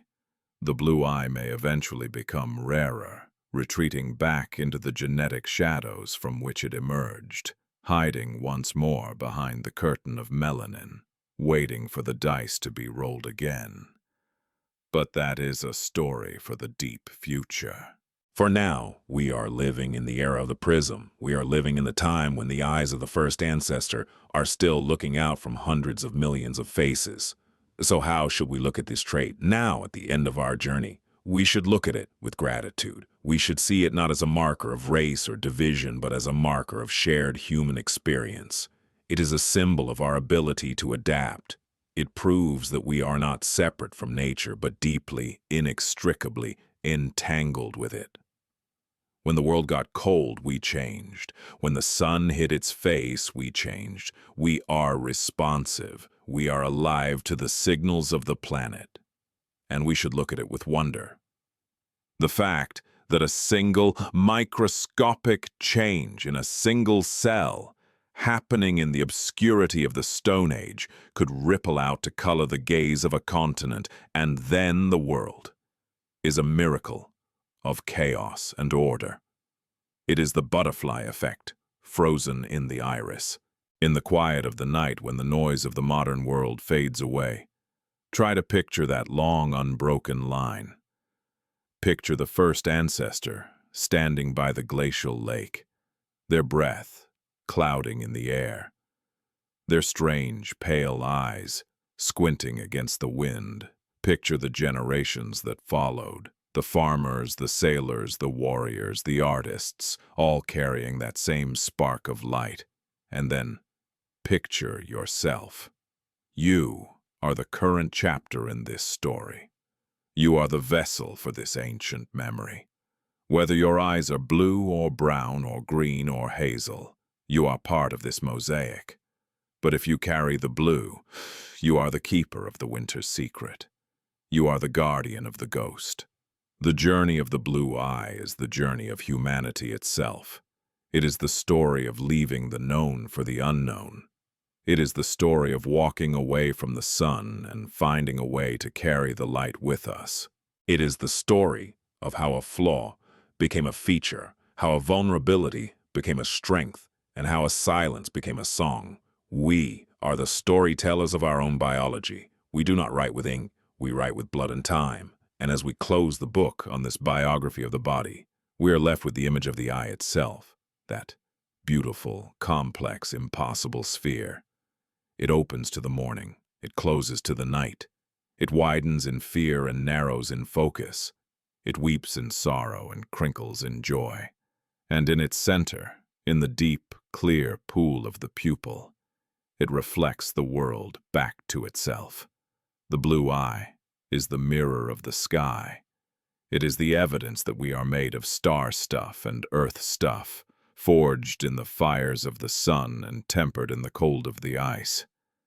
It is a clear, calm, and open window into the soul of our species, staring back at us across 6,000 years of survival, whispering the oldest truth of all. We are here. We have changed. But we are still, and always, the children of the light. The documentary ends here, not with a fade to black, but with a fade to blue. The pale, infinite blue of the morning sky, the color of the first mutation, the color of the future, waiting to be born. Sleep well, travelers of the deep time. The story continues in you.